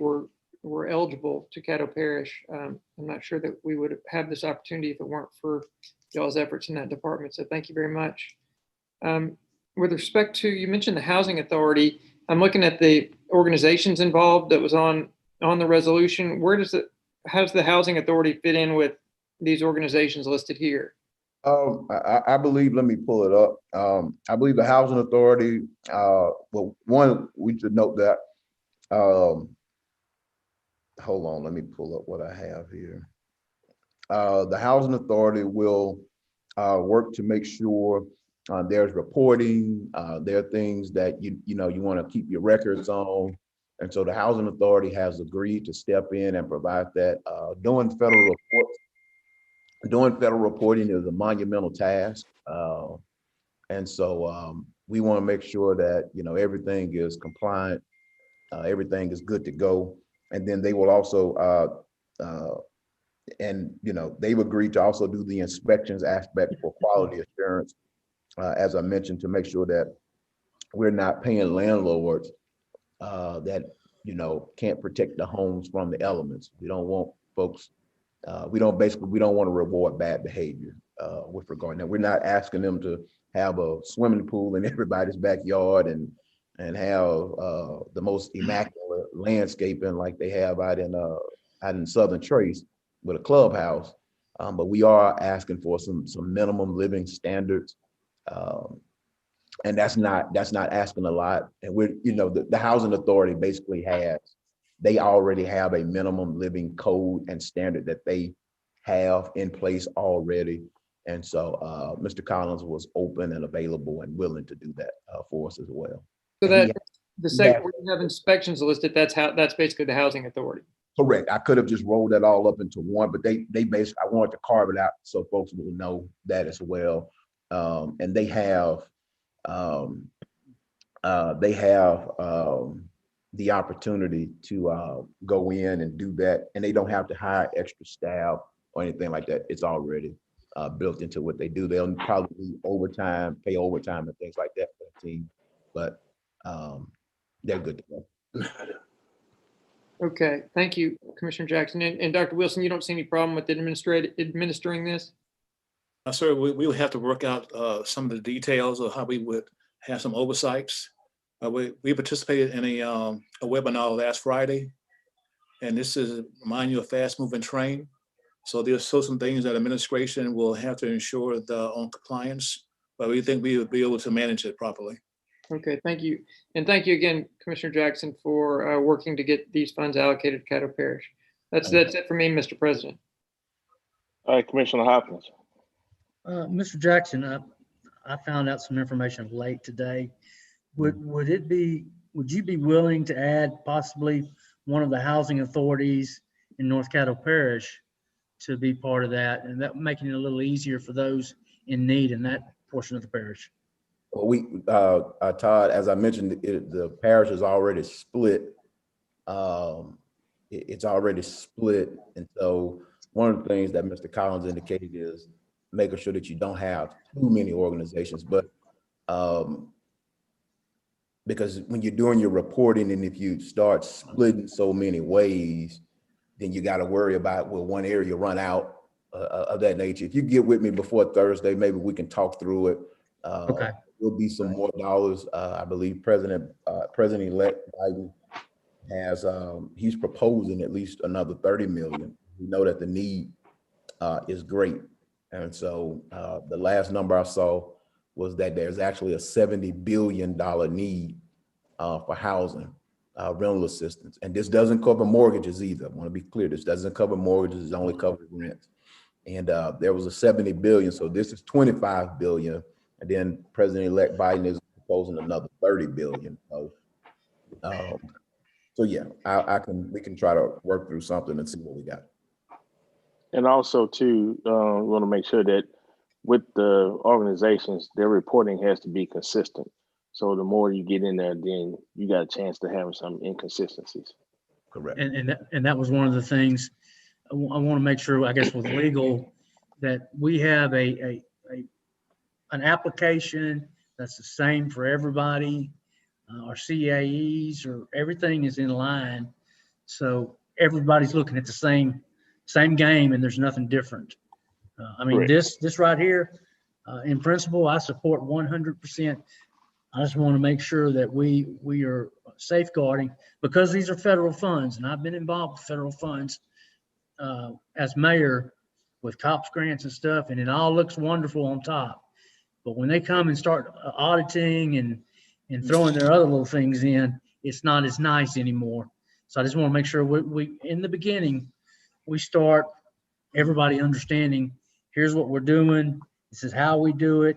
And when it all comes back for our finance department to have to audit, she or her, the two of them up there are not thrown under the bus, because there's a lot to federal funds. And I just want to make sure of that. Thank you.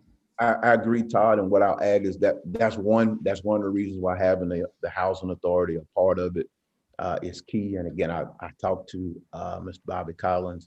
That's why he was okay with doing it. They're not even administering the city of Shreveport. I just think that is interesting that the city of Shreveport had about $4 million for rental assistance. They're not even administering theirs. And so I think it's important that we have them a part of our process. But I also want to note that each organization that you see listed, they have already received, or not already received, but they're already doing programs that require federal dollars. So this is not new to them. This is not something that we just kind of just grab some folks. All of them participate in what we call the Shreveport-Bossier Housing Cluster meeting. We meet either the first or second Friday of the month.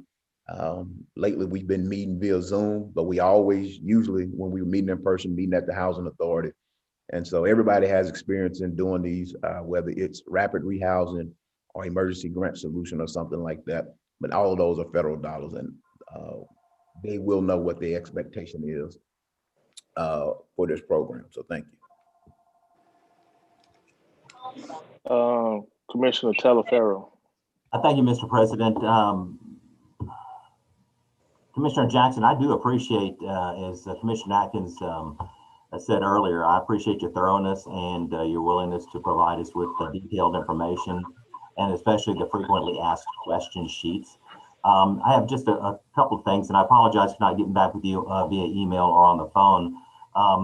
So how did we come up with the organizations that are going to be disseminating these funds? Is there, is this, I know that in your experience, there are certain organizations that do it better than anyone else. And is that my assumption here as well?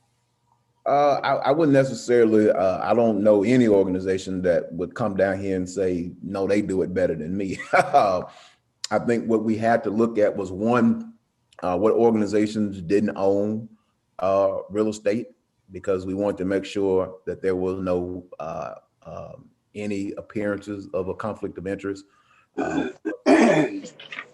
That we had organizations that were set up and ready to go. But then there are also other organizations that are going to be administering the City of Shreveport's program. And so they're already going to be set up and they have a separate guideline. And so the organizations that you want to do it, given all the guidelines, are very few and far between. And the reality is we don't really have 90 to 30 days. That's not what the legislation is intended to do.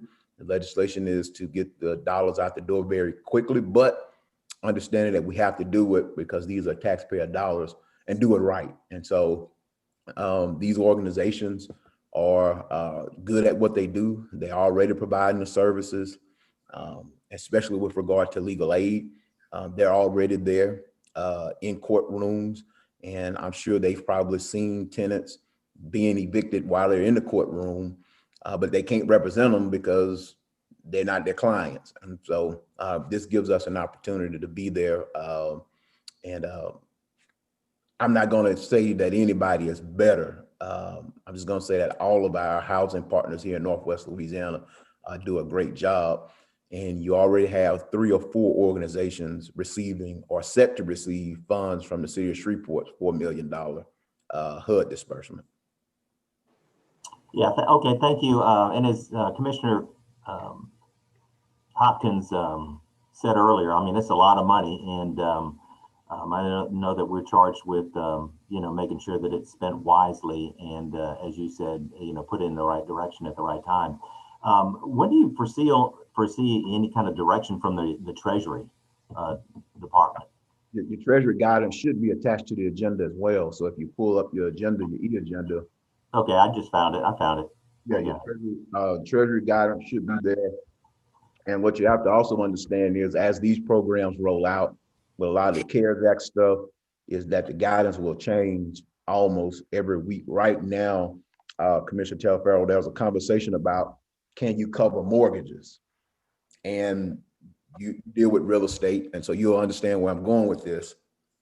To say that you're not going to cover mortgages, what if you got a landlord that's basically got a debt, that went and got a debt, got a house, and now they're basically flipping it and renting it out, and they're using their rent payments to cover the debt services? Isn't that technically a mortgage?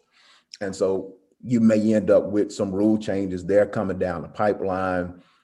So those guidance, they're good, but just rest assured that before this program is over, the rules will change. More than likely, they'll change again. Okay, and I do understand that. In the on the organizations, and I'll wrap it up, on the inspections, is that going to be a separate entity that's doing the inspections of quality assurance, or is that going to be the housing authority as well? No, sir. That should have been the housing authority. And on Thursday, if it makes it simpler and easier, I'll just kind of roll that up into the housing authority's allotment. But okay, so is that going to be the 525 and the 150 in addition to the 525? Correct. Okay. Correct. And the parish of Caddo, responsible for education and information, that's us, correct? Correct. That would be Crystal okay. Working on our team. And then there are some dollars that are held back. So that's why I get a marketing plan that he put together. Sorry about that, Dr. Wilson, what you say? We had to put a marketing plan together. Correct. And the goal for the marketing plan, Commissioner Telefero and everybody else, is to make sure that we have a consistent message that's going out, even into our rural areas.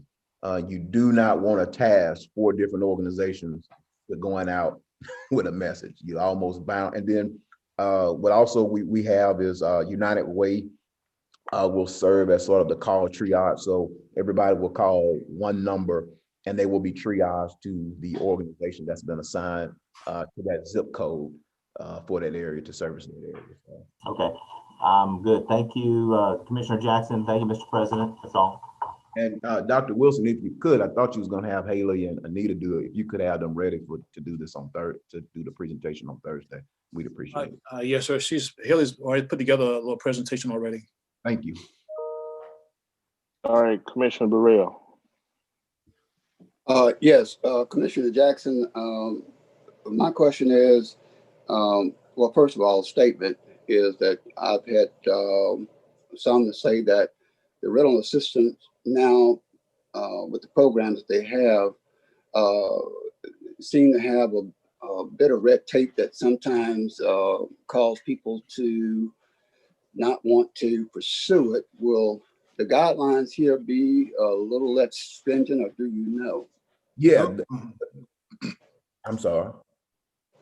So I'm not gonna say yes, but what I'm gonna say is my understanding is the goal of sending the dollars, because you've been around this for how long, Commissioner Burrell? 20 years, 30 years?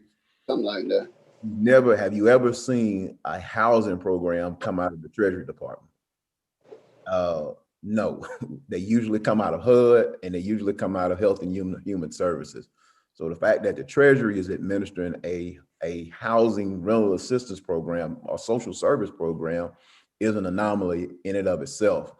And the goal was to remove and to be able to address some of the more upper incomes, because that's another thing that the original, that's why I say the city of Shreveport has about $4 million, and it's very prescriptive, but it's not like this is not going to be prescriptive. It is, but theirs is tied to an extremely low income threshold, and so that's kind of the goal of going through Treasury, was to have a little bit more flexibility in who can be served and be more creative in how you can get the dollars out as well.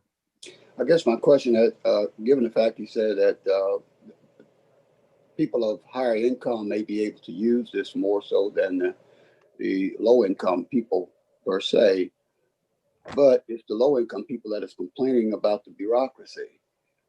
So that's the reason I was concerned about whether or not this would be a little less restrictive. Well, no, they won't be exempt from using it. Lower incomes actually can be prioritized. If you're 50% of the AMI, average median income of this area, they can use it and should be prioritized in this program. So those very low income individuals can utilize the program as well. So what you may end up having is a run on these dollars first, and then some folks may be trying to have to go back to those HUD dollars that the city of Shreveport receives. So that, don't have a crystal ball, but that if I had to make any predictions, that would probably be it. My understanding from Bonnie Moore was her contracts, she's been waiting to hear back from HUD on the contracts for her program since July. HUD was doing so. That goes to my second question is, in terms of United Way, will they just be the communication source of disseminating, taking in the information and directing where the need is, or will they actually be involved in administering these funds? They have a two-part responsibility. They're gonna triage the calls, and then again, they're already doing a community. They've already, I think, Community Foundation provided them with dollars to do very early in the pandemic, provided them with rental assistance or housing stabilization funds to do. So they have experience in doing this, and they're going to be tasked with doing some of the more rural areas. I'll be more than happy to get with Bruce to see Todd if he wants to work with the housing authority in Vivian, that area, and they just take on the call triage area. So I'm sure he may be open to that, but the reporting is why Todd. But back to Commissioner Burrell, they have that functionality to do the 211 And they also have the ability to administer as well. Okay, my third question, final question is, Dr. Wilson said that they will also take on the responsibility of administering this. My question is, would it require any additional personnel? I'd imagine the goal, and Dr. Wilson, he's the final say on parish business. I don't know if I see him signed off, but I would imagine the ultimate goal of going to these organizations is to lift that responsibility of administering and those things. I think what the parish would want to do in the most successful programs is to provide oversight and guidance to those organizations so that we don't have to incur any additional staff. We don't have to incur any additional expense for overhead because the administrative fee is not that much. So the idea. Dr. Wilson, you agree with that? Yes, sir. Our biggest challenge is getting the process down so that we can monitor it effectively, because at the end of the day, we will be the ones that are going to be audited. And we want to make sure that we have every step in mind so that we can be in full compliance. So we'll have some involvement in it, but we don't see this as a full-time job, but we will try to figure out ways to streamline the process and make sure it's all trackable and auditable. Thank you. Thank you. Are you complete? I'm finished, Mr. President. Okay. Second time, Commissioner Hopkins. Dr. Wilson, just so I understand, this is basically a grant. So Anita in finance will be tracking this. That money will come to the parish. Yes, sir. And then those agencies that have been approved right, will turn in, I guess, invoices each time something's done. And then we pay like that. We're not sending money out to the groups. We'll have control over that. And as they process them to us, we pay. Well, Commissioner Hopkins, we have to work that process out because of what, federal money is, usually come once you rented the service, you get the federal money. We don't know how that point is going to work yet. And the Haley may already have an understanding of it, but right now we need to make sure we understand how that process flows. Okay, that's all I need to know. Thank you. All right, second time, Commissioner Jackson. Yeah, no, Todd, to answer your question, my expectation is we wouldn't do it like that. We just had a question about red tape, and to have that done creates an extra layer of red tape. I believe the last meeting just put forth a ordinance or resolution that would authorize CCAA to administer the flow-through dollars for a Head Start. Isn't that the similar setup, Dr. Wilson? Yes, sir, it is. Do we pay them per, or do we send those dollars to them and they are responsible for administer and reporting back those dollars? That's correct. So to do that would deviate from the standard of practice that we've already set forth as a body. Yeah, CCAA gets about, I'm sorry, Eric, are you going to comment? I was just going to say CCAA, we do pay them periodically. We don't upfront all the money. We pay them periodically. Right. Well, there are some dollars that are held back. We didn't allocate the full $7.5 million. So to sit and say that we're going to pay folks, we're going to pay the organizations, that means somebody's got to stop and cut checks. Somebody's got to stop. And I mean, to put that type of red tape in place, we defeated what I just heard, I believe, Commissioner Teleferro asked, is that, I mean, why would we do that? That's the question I wanted to know, how we're going to move with that. Yeah, I would hope that we would not do that. I would hope that we trust the organizations that we've charged and we've tasked to do it. And be clear, we don't go out and get people who don't have a reputation of doing anything, or somebody who would do something nefarious. Our responsibility is to take the pass-through dollars that we get, vet the best organizations that we have oversight and compliance involved and embedded in it, and the dollars will be audited for compliance. And if something is found inconsistent, then it's our responsibility to make sure that we're doing our fiduciary responsibility to be safeguarding the taxpayer dollars. So I'm not going to be in favor of us putting any additional steps in place beyond flow through dollars that the organizations can administer this program seamlessly. We give out $7-some million in riverboat monies. And so it doesn't make sense. And the dollars will have to be tracked regardless. They're gonna have to be tracked. So you're gonna get a report at some point on how the dollars are administered. Are you done? Yes, sir. Commissioner Stormy Gage Watts. Thank you, Mr. President. First of all, while I am always for the people, I just want to say this legislation is similar to legislation that I introduced for 500 families for $500. And it was quite a good discussion. So I wanted to ask Dr. Wilson, the similarities here and the differences that I hear are closely, if not resembling, mirroring one another, but the conversation is different from what I hear some of my colleagues stating here on the line. How is it that these fundings can be allocated by the commission before the dollars are received from the federal government? Yeah, Commissioner Gate Watts, we still need to get that question answered. Typically, we don't upfront money to organizations. Typically, we don't do that. So, but we have not gotten the details on how the money is going to flow to us yet. And then at what point, because for you to start writing checks, you got to have money first of all. So I think before that decision is made, the commission will have to weigh in on that.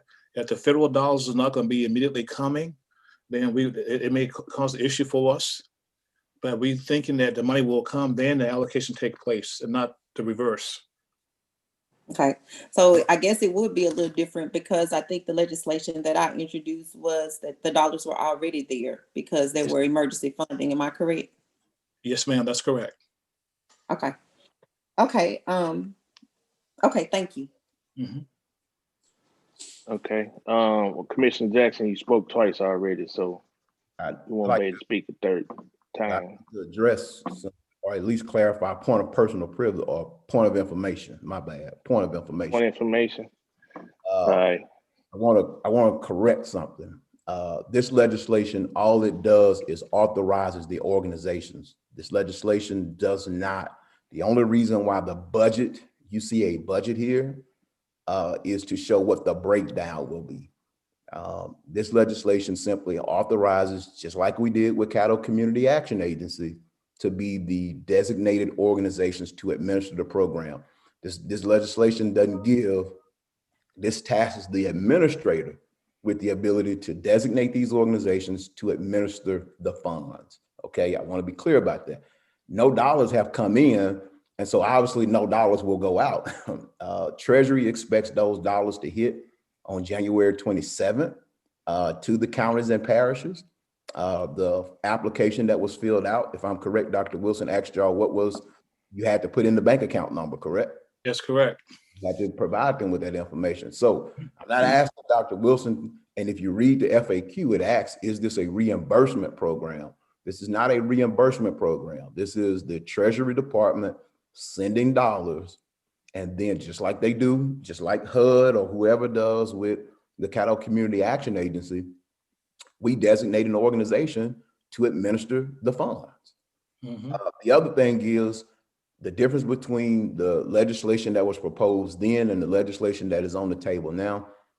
No individual will receive monies unless the only time they will receive a check is if their landlord refuses to participate, because there are instances where, and again, these are not my requirements. These are not Dr. Woody Wilson's requirement.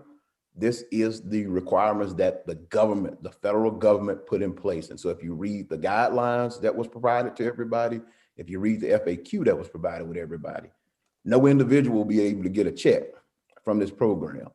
And even if their landlord decides not to participate, the organization can work with that individual to find another place to stay. So I don't want anybody to think that somebody's going to get a check, that citizens are going to get a check for this. Citizens will not get a check. the dollars will be made out to the landlord, no different than how Providence House implemented the rental assistance program that they did for us back in, was that August? The Providence House implemented that for us. So this would be no different than that. The process would be no different. And Bernie Howard is on the call and the other organizations on the call if y'all have questions specifically for them. Commissioner Epperson.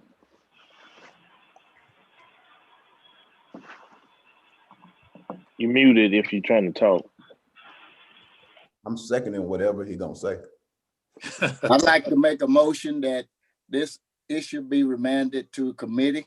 If I can get a second. Second. Is you still doing? Been moved by Commissioner Epperson to reprimand this to a committee, and second by Commissioner Stormy Gage Watts. Commissioner Epperson, you want to speak on your motion? Yes, sir. I think we've listened to almost about 40 minutes of debate. And it appears to me that there are some questions that I think we need to be in another venue, in another setting, where we can make sure that we have an articulate and a distinct understanding as to what we'll be venturing into. Thank you. Okay. Commissioner Jackson, look like you. Commissioner Epperson, I've answered every question to anybody's satisfaction. And so any question that was out there, we satisfied. I don't know anybody who had an outstanding question. And I've also done much due diligence to provide everybody with an opportunity to ask questions, make suggestions. I sent out an email to everybody. If they had a suggestion, if they had a question, contact me. What I heard at the end of December was help need to get out the door and help need to get out the door fast.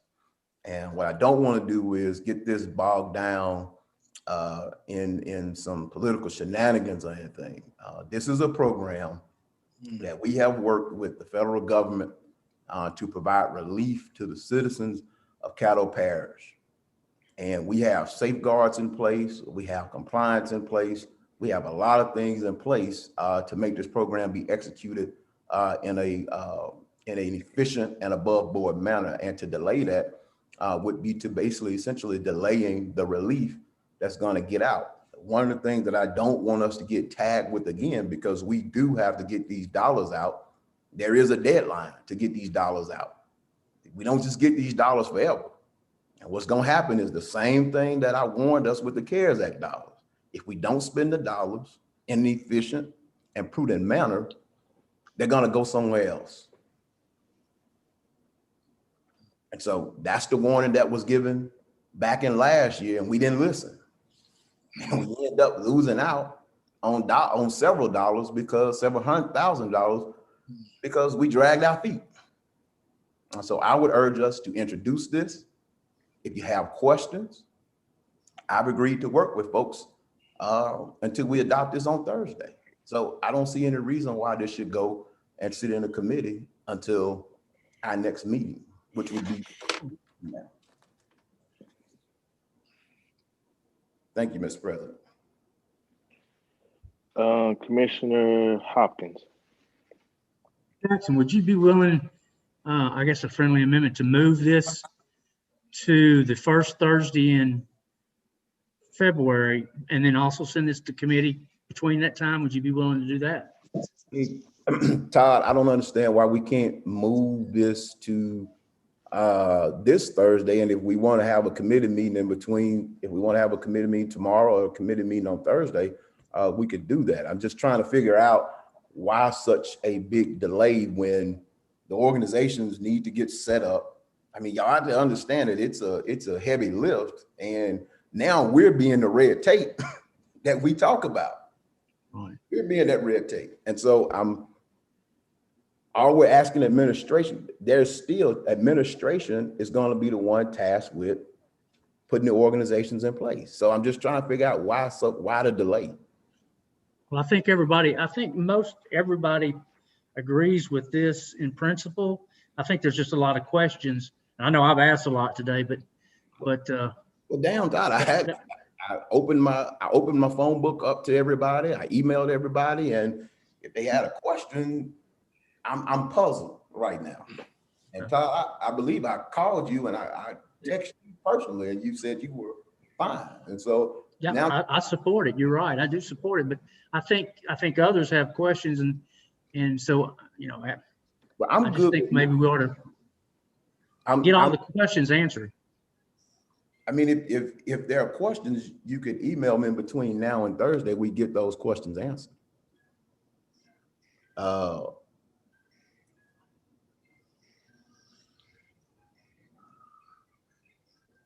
Todd, when you called me about the deal for the water deal up there, I didn't do this whole let's delay until here. I asked you some questions and I got it on out the way. And so if there's something that's going on, you need to ask your questions, because what tends to happen is we get to committee meeting and there's two questions or one question that's really asked, and nobody really has any other questions that they need to ask. Okay, thanks, sir. And so we're just gonna come back here in 2 weeks and do this all over again.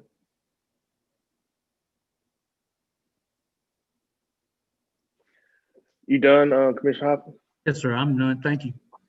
I think I got Commissioner Carthon and then Commissioner Burrell.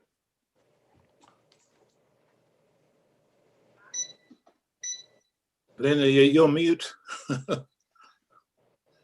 While I understand Commissioner Everson's concern and the desire to send it to committee, with Martin Luther King Day being on yesterday, I kept hearing a statement that he would make, the urgency of now. And I'm comfortable with this because this was featured in, the NACO newsletter we get every 2 weeks or whatever. And then there's a county in Georgia, DeKalb County, who's doing a very similar program. So I've had the opportunity to read this and to also see some of this on national television. But what I want to admonish my fellow commissioners that when it starts coming to these type of dollars, I think Commissioner Jackson has done a decent job at laying out how we administer the dollars, how the dollars will come out the door. I want us to be reminded of the urgency of now and the urgency that people who need rental assistance, they need rental assistance like yesterday. And so I wouldn't be in favor of us delaying this, because at the end of the need, if the end user, which is the citizens that need rental assistance, they need it like yesterday. So I would admonish us to try to move this forward. Thank you, Mr. President. Commissioner Burrell. Is it appropriate to call for the question? Yes. Call for the question. Second. Then the question has been called by Commissioner Burrell, seconded by the chairperson. Roll call, please. Commissioner Hopkins. No. Commissioner Johnson. Yes. Commissioner Jackson. No. Commissioner Young. No. Commissioner Burrell. Yes. Commissioner Cawthorn. Yes. Commissioner Gage Watts. Yes. Commissioner Talafero. No. Commissioner Atkins. Commissioner Atkins. You're on mute, John. Yes. Okay. Commissioner Chavez. Yes. Commissioner Lazarus. No. And Commissioner Epperson. Yes. And let's see, it looks like that, if I counted correctly, I've got 7 in support and 5 in opposition. And and I'm sorry, for a call for the question, I believe it's just a simple majority, so that would pass. So that motion carries. So we'll move to the substitute motion first, and then I'm sorry. This is I believe that's a 2/3 vote. okay. Okay, well then that motion does not carry. All right, Commissioner Lazarus, I see your hand. Yeah, I was just going to say, Commissioner Epperson had a motion and a second. Let's move on with it. Oh, that's what we was trying to do. Thank you. Since that didn't passed, I'd like to make an amendment to Commissioner Epperson's motion. And in that motion, in that amendment, that we reprimanded to committee, the committee will meet. We will have a special meeting to vote on that particular item before our next work session. This is something that has to be done as quickly as possible.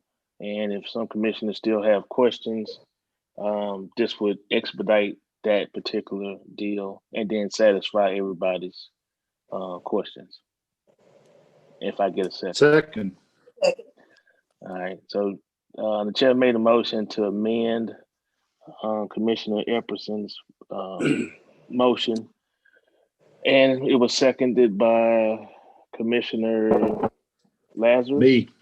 Could I have a point of clarification or yes. Information? Yes. When is that next work session, may I ask? The next work session would be in February. Yeah, I know that. But what date? Because Commissioner Hopkins mentioned February 1st. That's the work session, February 1st. February 1st. All right. So the next meeting will be before February 1st. And the committee meeting will meet, they will meet as soon as possible. I will put this to the Pandemic and Natural Disaster Committee, which Commissioner Jackson is already the chair of that one. So it'll be his committee. Yeah, please. To do, and we could then do that and get it back to the body, and we can have a call meeting to get this done. So are we still moving it forward? And then just postponing it from Thursday adoption? Is that what I'm hearing you saying? We're moving it forward and just basically gonna let it sit until we have that committee meeting? Yes, until we have that committee meeting. And then in that that committee meeting will happen. And then when we have our next special meeting, that meeting we will actually vote to move forward on that meeting and not Thursday, which will be before the February 1st date. All right, is your hand up? That was just it. Is You're up? asking me? Okay, Commissioner Jackson, then Burrell. Burrell was before me. Oh, no, okay. I thought he had a point of clarification, and that's why. I got it clarified. Okay. So now Jackson, you up? Yeah, look, I don't have a problem with the compromise motion here to move this forward. What I didn't want to do is have this not introduced for publication or whatever we have legal notices. But again, what I'm going to always ask is if you have a question, because nobody can say that I didn't reach out to them. Nobody can say that they didn't get proper notice. There was a webinar on last Friday. If you had questions on the webinar from Friday, there was an opportunity, not from me, from NACO to get answers. And so if you want answers, you had an opportunity to ask questions. You've had an opportunity to get answers. We spend dollars down here. And again, what I heard at the end of December was we need to be getting relief out the door to people in the most expeditious manner. And that was an effort to give folks a direct check with no stipulations, no strings attached, no guidance, no treasury. Nobody reached out to ask what was your idea. Nobody reached out to ask how can you make this better? None of that. And so just remember this. I'm willing to compromise on this motion because I don't want anybody, I want to remove any doubt. I want to remove all the doubt. Mr. Clerk, please schedule that meeting for Friday morning at 11 a.m. Okay. Thank you, Mr. President. Welcome. See no one else. Mr. Clerk. Commissioner, this is legal. I have a quick question because this is a resolution and not an ordinance. So it would not have been moved to Thursday for introduction. It would have been moved to Thursday for a vote. Correct. So my question is, what are you doing with it on Thursday? Postpone. Are you moving it to Thursday, and then what are you doing with it on Thursday? Postpone it on Thursday. Okay, so then the motion is to postpone this until the committee meeting and call a special meeting. Is that what's practically going to happen? No, I thought we still. Well, I think what might need to happen, just by what you're saying, is that we need to move this to the date of the special meeting. Between this time and the special meeting, we'll have the committee meeting. I'm sorry, what is the special meeting? Because I'm lost with that. When is the special Okay. meeting? The special meeting will be before February 1st. It'll be sometime in January. And we can probably set that now if we need to. I want to do that Monday. And like we gotta come in the chamber. Yeah, I know. Let's see. That'd be January the 20. It could be January the 25th or the 27th. Yeah. So we'll have the special meeting on January the 25th. So what we could do today is to move it to January the 25th and then have the committee meeting before then. And then that way everybody could get their answers answered. And we still could be expediting this to happen. Because I think that the funds maybe come in on the 27th or something like that. So you'll know if we got the funds, if that's the amount that we're gonna get, you'll know all that by that time. So I guess that needs to be on the 27th then, if that's the date that the fund goes to come in. Is that a date that I heard? Because I heard somebody say something about the 27 or 20 something. Yeah, I'm good with if we want to do the 27th. That's next Wednesday? Yeah. Or Tuesday? Yeah, I'm good with moving it to a special meeting on next Wednesday. That's okay. Is that at 3:30, Mr. President? Yeah, that could be at a 3:30 or 2 o'clock, either one. Whatever is pleasing to the body.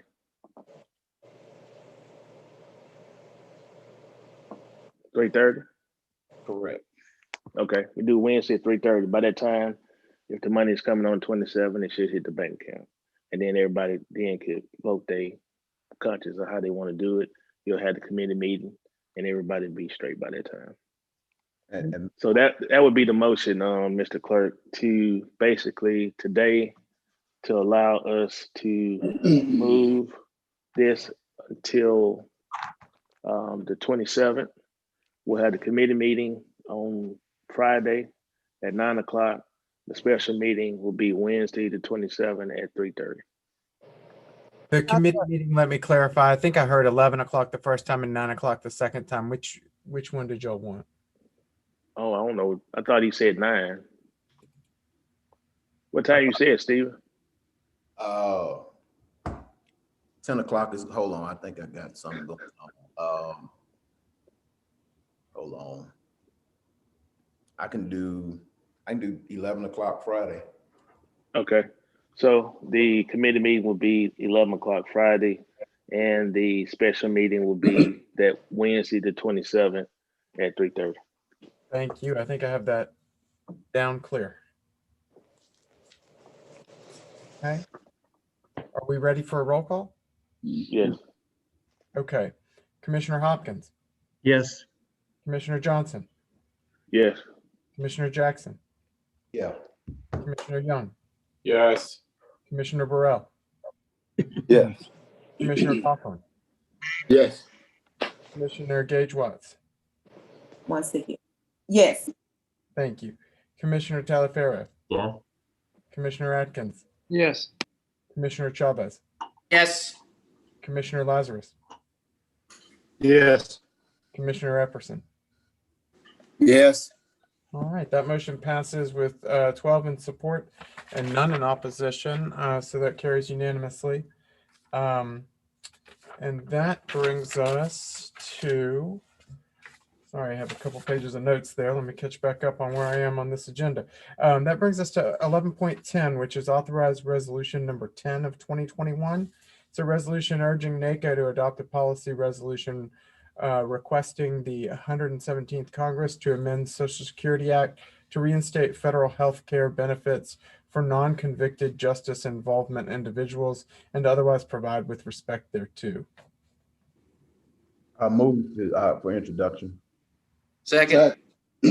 Moved by Commissioner Jackson and seconded by Commissioner Chavez to move resolution 10 for introduction, for adoption on Thursday. Commissioner Jackson, you want to speak on that resolution?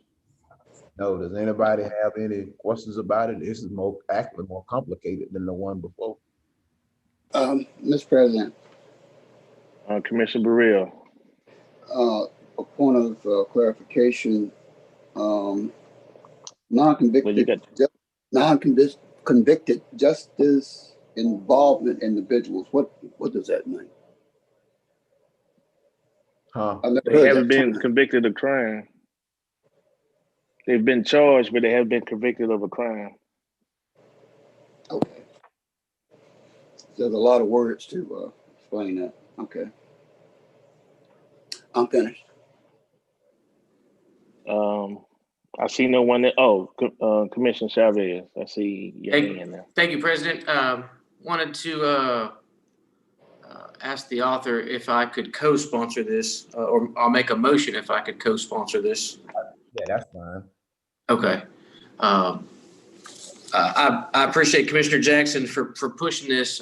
Dr. Wilson, I would definitely like to put this on one of our legislative agendas that we'd like to see. I know Commissioner Jackson and I have been asking about this for probably the past 5 years to reduce the budget of the parish, is that the pretrial detainees don't lose their Affordable Care Act money, so that it will help us with our medical bills. So thanks, Commissioner Jackson, for bringing this back on the agenda. I'll be supporting this. Thank you, Commissioners. Thank you, President. Okay. And no one else, roll call. Commissioner Hopkins. Yes. Commissioner Johnson. Yes. Commissioner Jackson. Yeah. Commissioner Young. Yes. Commissioner Burrell. Yes. Commissioner Cawthorn. Yes. Commissioner Gage Watts. Yes. Commissioner Talaferro. Yes. Commissioner Atkins. Yes. Commissioner Chavez. Yes. Commissioner Lazarus.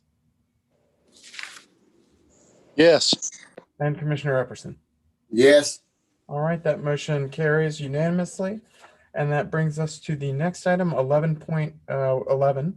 It's authorizing resolution number 11 of 2021, a resolution of the parish of Caddo urging and requesting the Shreveport-Caddo Metropolitan Planning Commission to conduct public meetings via teleconference and otherwise provide with respect thereto. Recommending moving forward to Thursday for action, and I have some information that I will submit out to each individual commissioner so they can peruse and make an Apple decision. If I can get a second.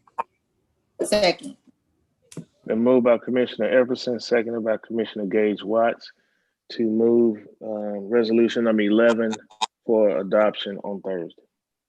Commissioner Epperson, I know you want to speak on your motion. No, sir. Oh, you don't? Okay. All right. Any other commissioners? Seeing none, roll call. Commissioner Hopkins. Okay. I'm going to vote to move it to Thursday, but I've got some real pain with this in that the MPC doing it teleconference is even harder than us doing a teleconference as far as letting people click in and be able to speak. I mean, a lot of their information and a lot of their things that happen need to have that. They need to be able to look at that person and see who they are and how many people are with them. And a lot of times that's how they gauge what type of support. I don't like what we do in the fact that we just use call-ins, but I'm gonna vote to move to Thursday, but I don't support it as it is. Thank you. Commissioner Talaferro. Thank you, Mr. President. Commissioner Epperson, are you going to send us some additional information to help us make a decision on passing this, so we'll better understand it? Because right now I'm with Commissioner Hopkins in that I believe that Mr. Clark, should have the authority to decide, the best method to conduct the MPC's business with the safety of all his personnel or all people concerned. Is that what I heard you say, sir? That's correct. I will be sending you some information out. Okay, well, then I'll agree with Commissioner Hopkins, and I don't mind forwarding it to Thursday so we can hear that information, but, we'll just leave it at that, and I'll look forward to, seeing what you got. Thank you, Mr. President. All right, Vice President. Thank you, Mr. President. I will go along with forwarding this to Thursday, and I will try to keep an open mind to see what Commissioner Epperson may be distributing. But on the surface, I see the MPC as an independent body who should be able to set their own schedule and work processes. But I'll wait and see what Mr. Epperson has to show. Thank you. Commissioner Jackson. I want to show and point out the double standard right here, right now, as it's taking place. I provided you with a resolution with a fact sheet, with guidelines, with all type of information, more information that you need. And there was reservation and hesitation about moving it forward. But all it takes is somebody to come down and say, I'll get you more information. Let's just move it to Thursday. I'll get you more information. You were equipped with more information on housing, and you were equipped with more facts and answers on the housing. And we had reservations. So why would we move this forward if we had hesitancy to move the previous one forward? That's a question mark for me. We need to be consistent in what we're doing. We need to be honest, above board, and transparent in what we're doing. I don't understand how, if all it took, I probably should have just put the resolution on the agenda and said, I'll get you the rest of the information on Thursday. Because that seemed like that's what satisfies the body. Just trying to figure out, how do we do that?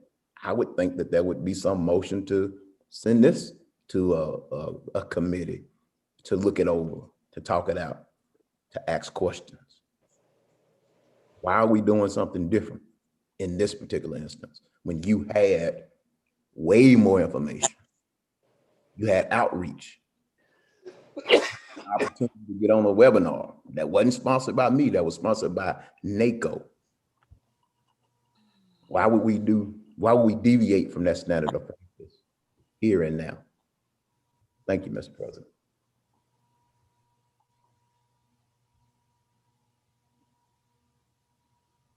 Commissioner Lazarus. I was just going to reply to Mr. Jackson. The difference is $7.5 million. That's the difference. Thank you, Mr. President. Okay, seeing no one else, roll call. Commissioner Hopkins. Yes. Commissioner Johnson. Yes. Commissioner Jackson. Yeah. Commissioner Young. Yes. Commissioner Burrell. Commissioner Burrell, I didn't hear you. Yes. Thank you. Commissioner Cawthorn. Yes. Commissioner Gage Watts. Yes. Commissioner Talaferro. Yes. Commissioner Atkins. Commissioner Atkins, I didn't hear you. Yes. Okay. Commissioner Chavez. Yes. Commissioner Lazarus. Yes. And Commissioner Epperson. Yes. All right, that motion carries unanimously with 12 in support and none in opposition. And that brings us to authorize resolution number 12 of 2021. It's a resolution urging and requesting the Louisiana State Legislature to authorize the use of ballot boxes and to extend the early voting period. Second. Moved by Commissioner Stormy Gage Watts, seconded by Commissioner Burrell. Commissioner Watts, you want to speak on your motion? Sure. Thank you, Mr. President. Good evening, Commissioners. This legislation has been introduced before. However, millions of citizens voted in our past election more than ever before. While this is commendable, this is not the end, it's only the beginning. Therefore, it's important for us to keep working together to make sure our voices are heard. During this unprecedented time, we're obligated to provide safe options through technology, equipment, and services for our citizens by being proactive for future elections. Extending early voting dates and using ballot boxes are detrimental in providing equal access to voters, could eliminate citizens going to wrong precincts, purge from voter rolls, and waiting in long lines. Early voting dates in a plethora of states allow citizens to cast votes up until Election Day, in addition to the ballot boxes at early voting site, as an optional service for citizens who are sick, who are disabled, 65 years or older, and for those who may be out of town during early voting or on Election Day. With limited locations for early voting sites in Caddo, these services provide additional safe options for citizens to cast their votes. Commissioners, as always, I humbly present and ask for your support on passing this legislation, providing an additional tool to support our voters. Thank you, Mr. President. Commissioner Lazarus. Thank you, Mr. President. I'd just like to point out that when the clerk is reading these ordinances, resolutions, whatever, and individual commissioners move to advance or whatever they're going to do and cut him off, some of the public listening does not get the chance to hear what we're voting on. I would just like to ask all of us to let the clerk continue to read until he's finished. Thank you, Mr. President. Seeing no other commissioners, roll call, please. Okay, Commissioner Hopkins. No. Commissioner Johnson. Yes. Commissioner Jackson.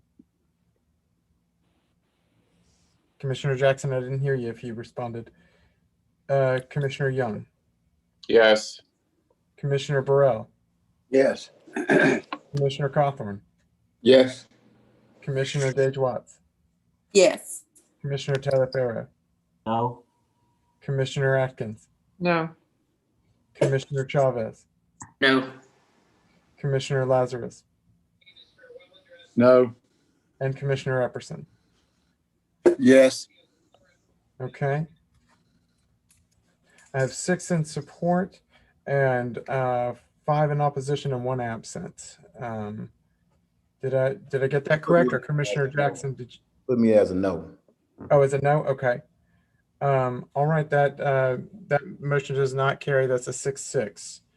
And that brings us to 11. So we skipped 11:13. That was removed from your agenda. So we'll move past that one and move to 11.14, which is authorized resolution 14 of 2021, a resolution condemning the January 6, 2021 attack on the United States Capitol and otherwise provide with respect thereto. Move for advancement to Thursday's agenda. I second that one. Then moved by Commissioner Epperson, seconded by the chair. Commissioner Epperson, you want to speak on that? No, sir. All right. Seeing no other commissioners, roll call. Oh, Commissioner Hopkins. Yes, I'd like to make a substitute motion. Second. Okay. What was the substitute? I didn't hear. Motion yet. I know I support him.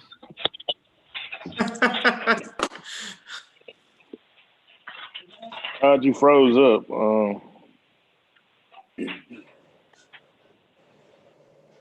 Now he's off. Okay. Did his signal drop off? Yeah, it looks like yes. it did. Yes. Maybe we don't need the motion. Gotta get some better internet up there in North Caddo. I see. It looks like he's logging back in now.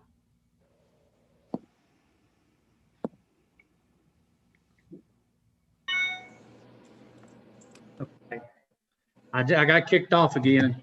My substitute motion was to remove paragraph 7 and 8 and replace it with the following paragraph. Where assertions of election impropriety inspired a group of protesters to attack the U.S. Capitol building on January 6, 2021, during the certification of the president election. What this does, it combines 6 and 7 paragraphs in the original, but it takes out the finger pointing. You know, we're pointing the finger at a particular group, and we've been real about doing that, whether it be the president, Congress, our governor, our legislature.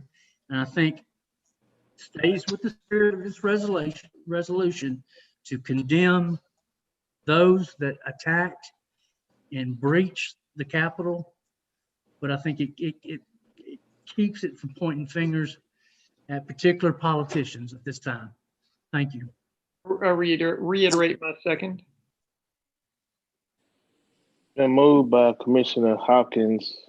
I didn't follow all of that. I know you said remove certain sections and add some verbiage.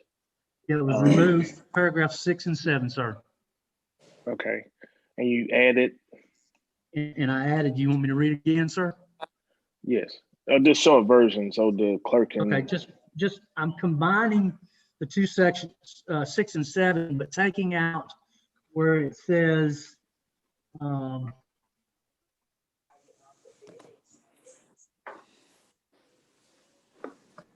I had what I heard the first time was removing paragraphs 7 and 8 and then replacing with I believe you had a phrase that began with assertions of election impropriety. It was 6 and 7 actually. Okay, 6 and 7. Yeah. Mr. Chairman, Well, while you're pondering, may I ask for a parliamentary inquiry? Okay. I would like to suggest to Mr. Hopkins, since he doesn't have his verbiage together, that I would reverse my motion to move my version as written, and then afford him an opportunity to get his version as written too for Thursday's agenda. That way we'll have some verbiage that we can look at.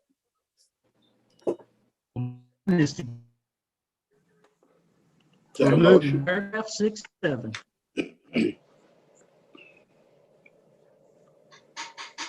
Was that a motion, Mr.?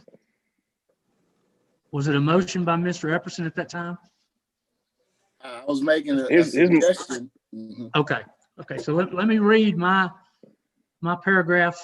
I'm removing 6 and 7 and with this. Whereas assertions of election impropriety inspired a group of protesters to attack the U.S. Capitol building on January 6, 2021, during the certification of the presidential election.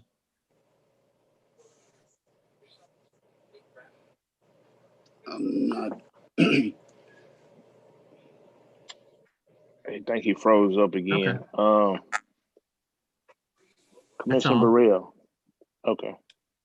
And that, Mr. President, that was even more confusing than before.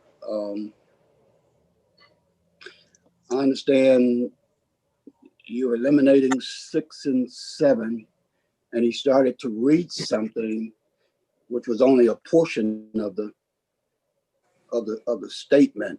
I mean, it needs to be where it is consistent, where we can understand exactly what it's saying, unless you understand it, and maybe your ebonics may be better than mine. What it does, what it basically does is take out the pointing of the fingers where it says amplified by political groups and politicians. It takes that out, but it combines 6 and 7. But that's the truth, isn't it? Or are you saying it's not? I'm just saying we spend a lot of time Congress and the governor and the legislature. This change stays with the spirit of the resolution to condemn those that breach Capitol and attacked it. Mr. President, clarification, point of clarification. You got the floor. Okay, maybe I should ask Todd, is he saying in his statement that the cause of the problem were the citizens themselves and no one else was involved in them launching this attack? Is that what I'm understanding you to say, that will your correction will allow that understanding to be there? It was the citizens themselves that undertook it and there was no one else involved in it? Am I understanding that correctly? I'm just trying to get a point of clarification, because that's not how I saw it, in the reports that were given on your conservative stations as well as your non-conservative stations. Yeah, what I'm saying is the individuals that breached the Capitol, those they that made their own to do that, and that's what needs to be condemned.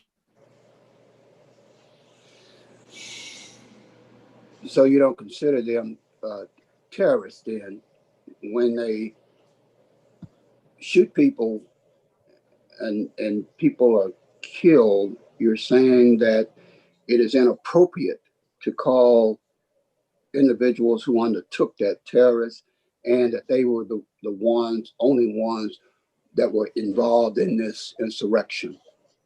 Am I understanding that correctly? And those and that they need to be condemned. I look at it like this. I make my own choices. No one's ever told me, except maybe my father when I was young, that I can't do something or you have to do something. Choose decisions. Those people that breached that Capitol chose to do that. They were wrong for it. And that's what this resolution should be about. Not pointing fingers at political parties or certain individuals. Because what we've done, we do that quite often here at the commission. We talk about the governor and the legislature. We don't always say nice things, or the president or the Congress. Let's just stay to the point where we're saying we condemn those that attacked the Capitol and leave it at that. That's what I was trying to do. And we can vote and just whatever happens, happens. But as patriotic citizens ourselves who happen to be public officials, then I dare say that there was some reason why it was instigated. You're taking that out of it, unless you're assuming that these people just woke up one day and ran up there and decided to break into the Capitol. Am I understanding that correct?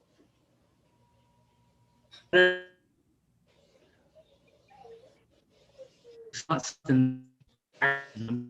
There was an effort. People.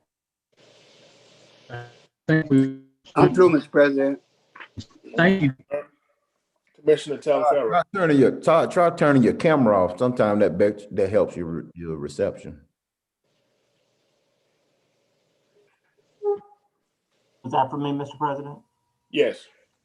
Okay. Yeah, I'm not quite sure exactly. I do understand Commissioner Hopkins's motion to replace some of the verbiage. I would like to see that verbiage as well, so there is no confusion. But I do find it troubling that I don't think that any one of us or any American doesn't consider the events of January 6th tragic for our country, resulting in death or injury. And but if we're going to be chastising violence, we're going to be calling domestic terrorism, then we should take a broader platform and say we do not support any kind of domestic terrorism, any kind of violence across the United States in any form or fashion from any group which undermines the sanctity and the very fabric of our America. I'm all about speaking out, but I want to make sure that we speak out on violence as a whole, not just one specific incident that has just ruffled our feathers because of the nature in which it occurred. I didn't see the commission, nor do I think it's the commission's business, to actually make such broad statements. But I'm all for standing up for what is right. But if we're going to stand up for what is right, then we stand up across the board for all and condemn all violence, regardless of who commits it. Thank you, Mr. President. Commissioner Atkins. Thank you, Mr. President. With respect to this particular resolution, I think the goal here is to get some language that we can all agree with. I respect the fact that different people look at that situation that occurred on January 6th and see it differently to some degree or another. But I think we can all agree that we condemn the violence and we condemn the breaching of the Capitol. And so I think that's what Commissioner Hopkins is trying to do here, trying to find some language that we can all agree on, all get behind, and all move forward with. I understand that some of you all view it as broader than just the breach and the violence, but I think we can all agree that the breach and the violence is what we want to condemn. Thank you. Commissioner Evans. Yes, sir. This isn't just about violence. This is an attack upon our democracy. This was an attack upon our capital. This isn't just a little violent insurrection. This was a planned deal. It was perpetrated by everyone that was spelled out in the resolutions, and to take anything from it would be as though you're trying to provide cover for someone. We must realize that there are consequences of our actions.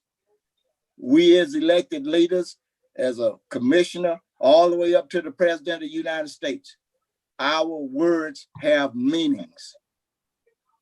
Consequences must be dealt with.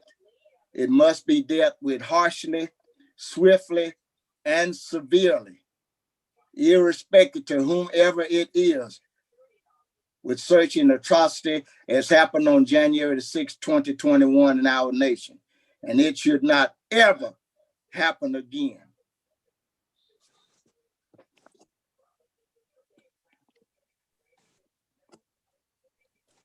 Commissioner Burrell. My final statement, Mr. Chairman, I've never been this upset or felt so patriotic ever in my life. Although I was, at one time looking to go into the military until the Vietnam War ended, just as I graduated. But this was something that really, it really took me for a loop. This is not breaking into a store. This is not threatening the storekeeper. We're talking about the overthrowing of our government. And if that is not a serious situation where you're just breaching a building, this is almost like holy ground, but I wouldn't want to use that term. The White House had already been desecrated by doing things that we have never, I know in my 68 years, known to be done. And then on top of that, go to the White House, break in, bring weapons, causing people to die and looking to lynch people in the White House. How serious can that be? And to say that we as public officials who represent people who are also upset because of the possibility, even some of them don't even understand about overthrowing the government, but they know something very bad happened to our system of government and against the Constitution that we grew up learning about. So this is more than just breaching a wall. We didn't just break a window. We almost broke our democratic republic. And now we're trying to justify, sugarcoat it, and cover it. And in addition to that, you had law enforcement, in which I support 100% good law enforcement, that were undermanned. Many participated, unfortunately, and created a situation that was even worse because they couldn't control it. So now we're just putting forth a resolution saying that we as patriotic citizens, we as public officials hold our citizens responsible, as well as other public officials that we vote for responsible. And something is wrong with that. So I just have a different position, as Commissioner Atkins says and Commissioner Hopkins said, their views, because it is involving people that just happen to be associated with their party. You know, that happens sometimes. But we have to point them out. If it was Democrats, hell, we should point that out too. If they were there, if that's what was put forth to us as citizens, I don't have a problem with that. But we shouldn't sit silent and allow our nation and our laws to be undermined and then sit silently by as if somebody just broke into a store, a candy store. No, that can't happen. Thank you, Mr. Chairman. Call for the question. Second. The question has been called by the chair, second by Commissioner Epperson. Chairman, I had my hand up, but just a point of clarification, is the question that we're going to be calling for Commissioner Hopkins' substitute motion or Commissioner Epperson's original motion? The whole discussion on that particular resolution, the substitute original. Thank you, Chairman. All right. Mr. Clerk, can you do the roll call for calling the question? Commissioner Hopkins. Yes. Commissioner Art Johnson. Yes. Commissioner Jackson. Commissioner Jackson, I didn't hear you if you responded. Commissioner Young. Yes. Commissioner Burrell. Yes. Commissioner Cawthorn. Yes. Commissioner Gage Watts. Yes. Commissioner Talaferro. Yes. Commissioner Atkins. Yes. Commissioner Chavez. Yes. Commissioner Lazarus. Yes. And Commissioner Epperson. Yes. All right, that motion carries with 11 in support to call for the question. And one I did not hear, so I'll mark that absent. Unless Commissioner Jackson, did you want to? Okay, we'll mark that as absent. So 11 in support, one absent. Motion carries, and that brings us to so we'll take up the substitute motion first, and then depending on what happens with that, go back to the original motion. The substitute motion from Commissioner Hopkins to remove the two paragraphs and replace with the language that he described earlier is the first one we'll take a vote on. And are we ready for that roll call? Yes. Okay. Commissioner Hopkins. Yes. Commissioner Johnson. No. Commissioner Jackson. Commissioner Young. Yes. Commissioner Burrell. No. Commissioner Cawthorn. No. Commissioner Gage Watts. No. Commissioner Talaferro. Yes. Commissioner Atkins. Yes. Commissioner Chavez. Yes. Commissioner Lazarus. Yes. And Commissioner Epperson.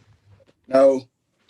Okay, I believe I've got 6 in support and 5 in opposition. Commissioner Jackson, I did not hear a response from you. No, I think I know what you're, but no. Okay, so that's 6-6. So that motion does not carry. And that brings us to the 11-14, the original resolution 14. And this is to advance resolution 14. Are we ready for that roll call? Yes. Okay, Commissioner Hopkins, No. Commissioner Johnson, Yes. Commissioner Jackson. Commissioner Jackson, I can't hear you again. Commissioner Young, No. Commissioner Burrell, Yes. Commissioner Cawthorn, Yes. Commissioner Gage Watts, Yes. Commissioner Talaferro, No. Commissioner Atkins, No. Commissioner Chavez, No. Commissioner Lazarus, No. and Commissioner Epperson. Yes. And Commissioner Jackson, I see you're unmuted. Did you want to? Yes. Okay. That motion does not carry. It also has a 6-6 vote. So that brings us to 11.15, authorized resolution number 15 of 2021. It's a resolution of recognition and appreciation for COVID-19 frontline workers in Caddo Parish. Mr. Chairman, I'd like to in globo in advance resolution number 15, 16, 17, and 18. 16, 17, 18. Can I do a friendly amendment to that? Yes, sir. And also do all of the special resolution and recognition and appreciation to Calvary, the winners of the Domestic Violence Award, the Ms. Bessie Smith and Bob Thames, and the resolution for Waylon Harville Green, and the other resolution for Timmy Lane. That'll be fine. Okay. Commissioner Lazarus. Yes, sir. Does this include 11:15 all the way through 11:25? With the exception of, it sounds like I did not hear 11.19, which is the appointment of the Shreve Memorial Library Board. Did you include that one? I didn't hear that one. No, I didn't. Okay. Yeah, so it's essentially all of everything except for that one. And then just to remind you guys, y'all will have 2 additional agenda additions at the end of this, which are the National Guard Day. I want to also add those too. Okay. That's fine. All right. I think I've got that in globo motion together. Was there discussion, or do y'all want to? I see no one. Okay. Roll call, please. Commissioner Hopkins. Yes. Commissioner Johnson. Yes. Commissioner Jackson. Yes. Commissioner Young. Yes. Commissioner Burrell. Commissioner Burrell, I didn't hear you. Commissioner Cawthorn. Yes. Commissioner Gage Watts. Yeah, I'm in the middle of commission meeting. Okay. Commissioner Talaferro. All right. Yes. Okay. All right. Okay. And Commissioner Atkins. Yes. Commissioner Chavez. Commissioner Chavez, I didn't hear you. Sorry. Yes. Okay. Commissioner Lazarus. Yes. And Commissioner Epperson. Yes. I'm sorry. Commissioner Burrell, I thought I heard you come on and say yes, but did I hear Yes, that? okay, correct? we're good. Okay, great. That motion passes unanimously with 12 in support and none in opposition. And that leaves the only remaining item on the agenda, the appointment of, authorize the appointment to the Shreve President. Memorial Library Board. Mr. President. Yes, sir. Before we move on, I'd like to make a motion to reconsider both resolutions number 9 and resolutions number 12 at this time. If I can get a second. Second. Got a motion to reconsider resolution number 9 and resolution number 12. Motion was made by Commissioner Jackson, seconded by Commissioner Burrell. Commissioner Jackson, want to speak on that motion? Yes, this is just an opportunity to reconsider these and move them to Thursday. That's it. Doesn't the motion to reconsider has to be made by the prevailing side? Yes, I was on the prevailing side. Because one was unanimous and then the other one, I was on the prevailing side that didn't go forward.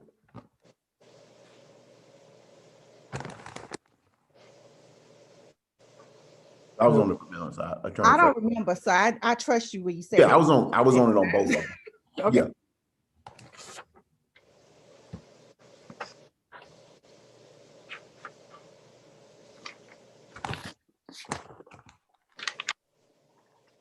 That's it for me, Mr. President. Okay.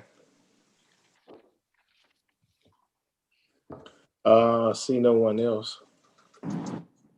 Was there a second on that, Chairman? I second it, Mr. Chairman. Okay. Commissioner Burrell, second the motion. Okay, so this is a motion to reconsider resolutions 9 and 12. 9 was the one related to emergency housing rental assistance. Thank you. And 12 was the one related to ballot boxes and early voting.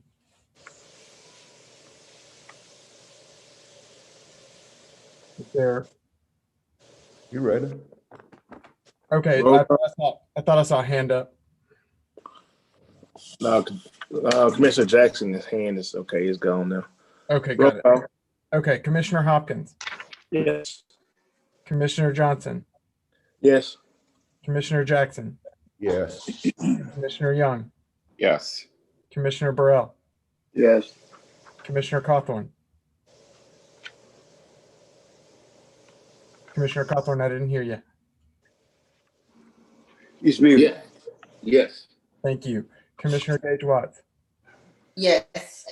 Commissioner Talaferro. Yes. Commissioner Atkins. Yes. Commissioner Chavez. Yes. Commissioner Lazarus. Commissioner Lazarus. No. Okay, no. And Commissioner Epperson. Yes. Okay, that motion has 11 in support and 1 in opposition. And so would the motion was to reconsider the 2 items? Yeah. At this time, I'd like to move to advance resolution number 9 to Thursday. Okay. Second.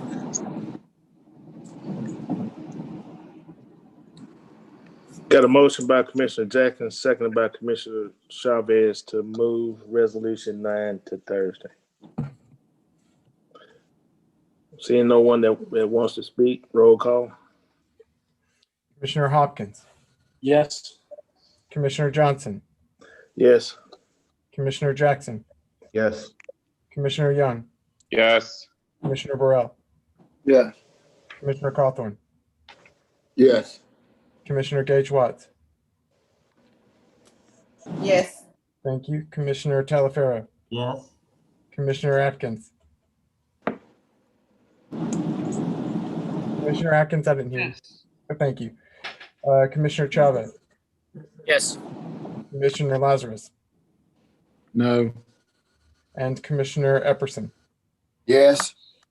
All right, that motion carries with 11 in support and 1 in opposition to move 9 to the regular session agenda.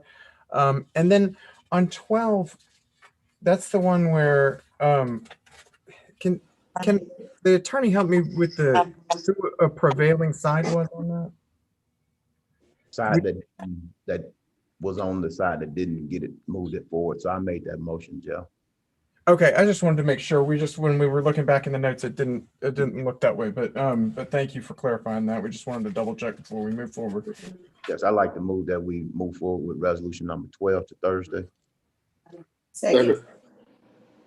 It's been moved by Commissioner Jackson, second by Commissioner Gage Watts to move resolution 12 to Thursday. Seeing no one that wants to speak, roll call. Commissioner Hopkins. No. Commissioner Johnson. Yes. Commissioner Jackson. Yes. Commissioner Young. Yes. Commissioner Burrell. Yes. Commissioner Coughlin. Yes. Commissioner Gage Watts. Yes. Commissioner Talaferro. No. Commissioner Atkins. No. Commissioner Chavez. No. Commissioner Lazarus. No. And Commissioner Epperson. Yes. All right, that looks like that's 7-5. So I believe that motion carries. Did I count that correctly, or did I hear somebody wrong? You're right. Okay. The last item. The last item is the authorized appointment to the Shreve Memorial Library Board. Authorized appointment of Roy Murray to the Shreve Memorial Library Board to fill the unexpired term of Tom Tebby, who has resigned effective December 31st, 2021. Current term expires December 31st, 2024. So moved. Second. Been moved by Commissioner Hopkins, seconded by Commissioner Chavez. Commissioner Hopkins, you want to speak on that? Yes, brief. This is the appointment that Mr. TB have 9 different libraries up there, and he's kind of on the pulse of that. He's resigning after serving many years. He recommended, along with the president of the board itself, the Shreve Memorial Library Board, recommended Mr. Roy Murray. Mr. Murray lives in Vivian. He's also the security director with the Caddo Parish School Board. So he has a pulse not only in North Caddo Parish of what's going on in both Shreveport and the parish. I just ask for your support. Thank you.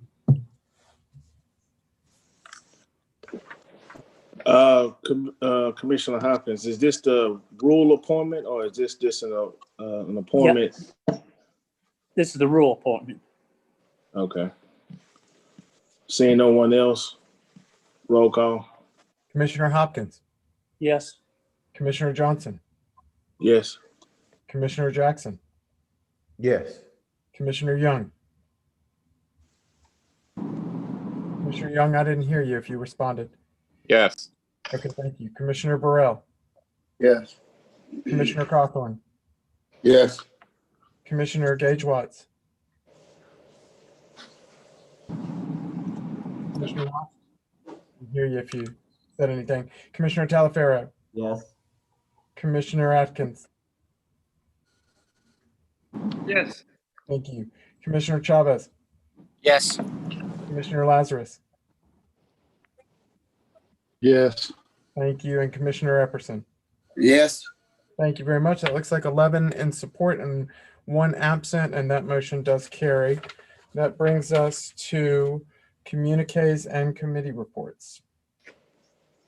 See no one. Next. Oh, Commissioner Jackson. Come on. Yes. Thank you, Mr. President. Thank you, everybody, for their time tonight. It's been a long meeting, but that's typically how it works throughout the year. Let me address something and clear the air very quickly. I've never been one to do anything under the table or nefarious. I make myself available, readily available. I reach out, not because I'm trying to get a commitment from anybody, but because I try to get understanding. I try to get understanding before we come to these meetings. And I always wondered when I was on the UL System Board of Supervisors, why are they always calling me ahead of the meeting? And I was young, I was in college at the time. And now I sit on this board with Louisiana Housing Corporation. And before we have a board meeting, the executive director will call the week before the meeting, and he'll ask all the board members, do y'all have any questions can I address any concerns? And it's not so much that he's trying to get a commitment out of you. He's trying to get understanding. He's trying to, get you the answers that you say you may have. Because the reality is these positions are part-time. I work a full-time job, I own a business, and trying to build a family and a lifestyle outside of this. And so being consumed out here, I love being on the parish commission. Don't get me wrong, I love the work. I spent my entire weekend in this community. Saturday, did a food distribution. I don't think it was quite as big as President Johnson had in the MLK area, but the need was so great. When we got done, there were 50 more cars that came up. 50, we counted them, 50 more cars. And all we had were sacks of onions left, and nobody turned. Think about that. Where we gave away 20 to 30 items per car, and all we were left with were sacks of onions. And nobody said, "Oh, well, you don't have everything else." They took the sacks of onions, and that sent a message to me, is that the need out there is so great that people won't even turn down a sack of onions. That's where we are right now. So I want to let folks know that for folks who seem to think that there are some people down here that are down here to funnel money or siphon money from the parish, you are wrong. You are wrong. I work with everybody down here, talk to everybody down here. I don't always agree with what goes on, but nobody down here is inherently a criminal. Nobody's down here is trying to find something to enrich themselves, and it needs to stop. It needs to stop. And I'm calling on the people on this body to make sure things like that stop. Because as Dr. King said, we have to be responsible not for the actions and words of the people who do bad things, but we also have to be responsible and call out the people who sit silently. When the 16th Street Chapel Church was bombed, he didn't ask the question, who killed these poor little girls? He asked the question, what? By saying, many of us will realize, who sit quietly, will realize that we played just as much a role in those things that take place. Nobody down here that I have met with the parish commission is a criminal. John Paul Young went and got Shreveport Green to do a fantastic program for community gardens. Nobody has questioned his integrity.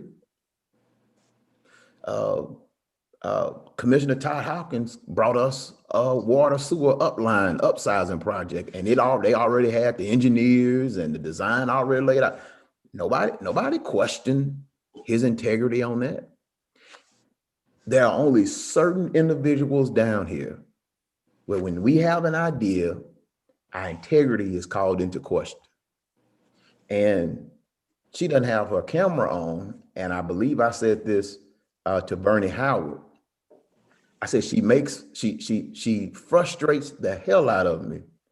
But the one thing Attorney Frazier is going to make sure she does is dot every I and cross every T, to the point to where we have some all-out conversations.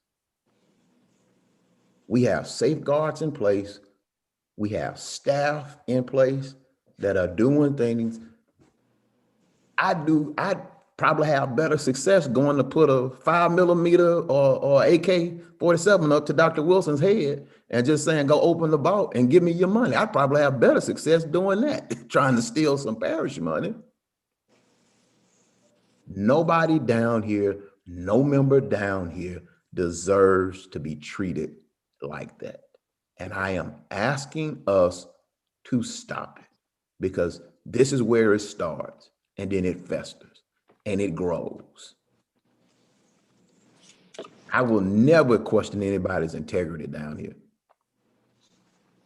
Never. The issue that we just debated about the Capitol riots, it started by people sowing doubt. It starts with people sowing doubt, and then those things fester. We have to cut it off when we have the opportunity to. And if somebody is speaking ill or suggesting ill about anybody down here, I cut it off. I don't let anybody talk y'all down. I don't do it because it's not right. And I am just as blasphemous if I sit and entertain it. So I'm calling on all of us to do what we have to do. Because the reality is, I went to school, got a whole lot of student loan debt, and all I want to do is come home to Shreveport and Caddo Parish and put my skill set and my knowledge to work for this community and make this community a better place for us to stay. And we have to stop tearing folks down who are trying to do good in this community. That concludes my comments. Thank you, Mr. President. Commissioner Burrell. Mr. President, let me apologize to some of my commissioners for my emotion as it relate to the January 6th incident. A lot of times I cannot hold my emotions because I was taught from a kid to, to respect my country and to understand and learn what the Constitution was all about. Although much of it did not cover people who look like me for a long time, but yet and still I dealt with it. I didn't choose to go and overthrow my government because of it. I worked with my government to make it change. And to sit back and be silent, to me, is to be complicit. And I can assure you, over the 20 years that I've been in the political arena and being a public servant, you will hardly ever find me silent if I find something that is very, very disturbing, regardless of who does it or what party. It gets to the very core of who I am. And going to something that Commissioner Jackson just said, yes, when people get angry at you, they will come at you and they will accuse you of everything under the sun. That's what created this problem on January 6th. The lies that has been out there, that has been perpetuated, and people have been complicit because they knew they were lies, but they never said anything about it. So far as I'm concerned, they are just as guilty. But whenever you desecrate the White House, and I just got a text saying that nobody broke into the White House. I didn't say that anybody broke into the White House. I said that the White House was desecrated because political activity is not supposed to be done on our public facilities like that. I was against the fact that they wanted to use government money, public money. Being a state representative, you learn that down there as part of the state law. You can't use public funds for campaigns. But yet and still, the mayor got chastised. The mayor got criticized because he didn't want to use public funds to fund a political campaign. Just happened to be the president of the United States. That's wrong. I was taught that was wrong, and I was taught that that's illegal. Now, if there's a caveat to it, I don't know it. According to all the laws that I know, you cannot do that. So when I see these things happening, and we made a pledge, we gave an oath that we will respect the Constitution. I don't feel any less responsible to respect that Constitution than any other public official. I don't care if they're local or if they're national. So I just happen to have a problem with that. The second thing, Mr. President, and I'm going to end it, I just so happened to have a chance to take a few days vacation with my wife after about 3 years. And I happened to go up into Wyoming in a place I sure wasn't comfortable with, being from the South, being in temperatures from 9 to a -12. But while I was there, I checked back here to find out that our sheriff had made some statements that I did not quite support. We have been friends a long time. We go back over 20 years, back to the city, to city government. But I really think that he mistook our vote on supporting National Law Day because of things that has taken place on a national level. Based upon many reports, there have been veterans, military and otherwise, and law enforcement that has been a part of this insurrection that has taken place. And in most groups, you will have people. Everybody's not going to be the same, and you're going to have bad apples. That's what we've been saying. But our position was that yes, we support our local law enforcement. We've given a lot of money to do that. So I don't think it was right, personally, for our sheriff to take that position, but I understand how it could offend him because he take a lot of pride in his department and in his people, but so do we. But we do have the right as public officials and as citizens to complain also when sometimes our constituents complain to us. I'm going to send a letter to my friend, Sheriff Prater, and I consider him a friend, but I also disagree with my friends.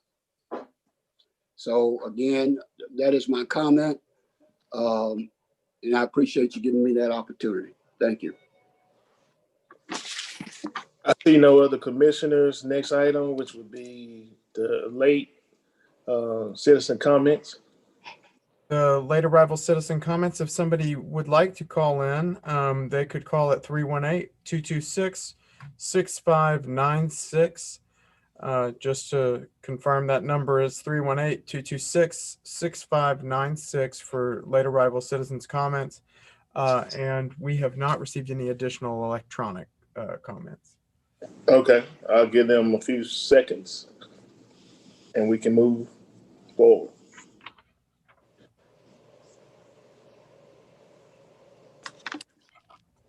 Move to adjourn. Ain't time yet. You gotta give folks time to call in. We 30 seconds and it'll be over with. I want to be fair to our public.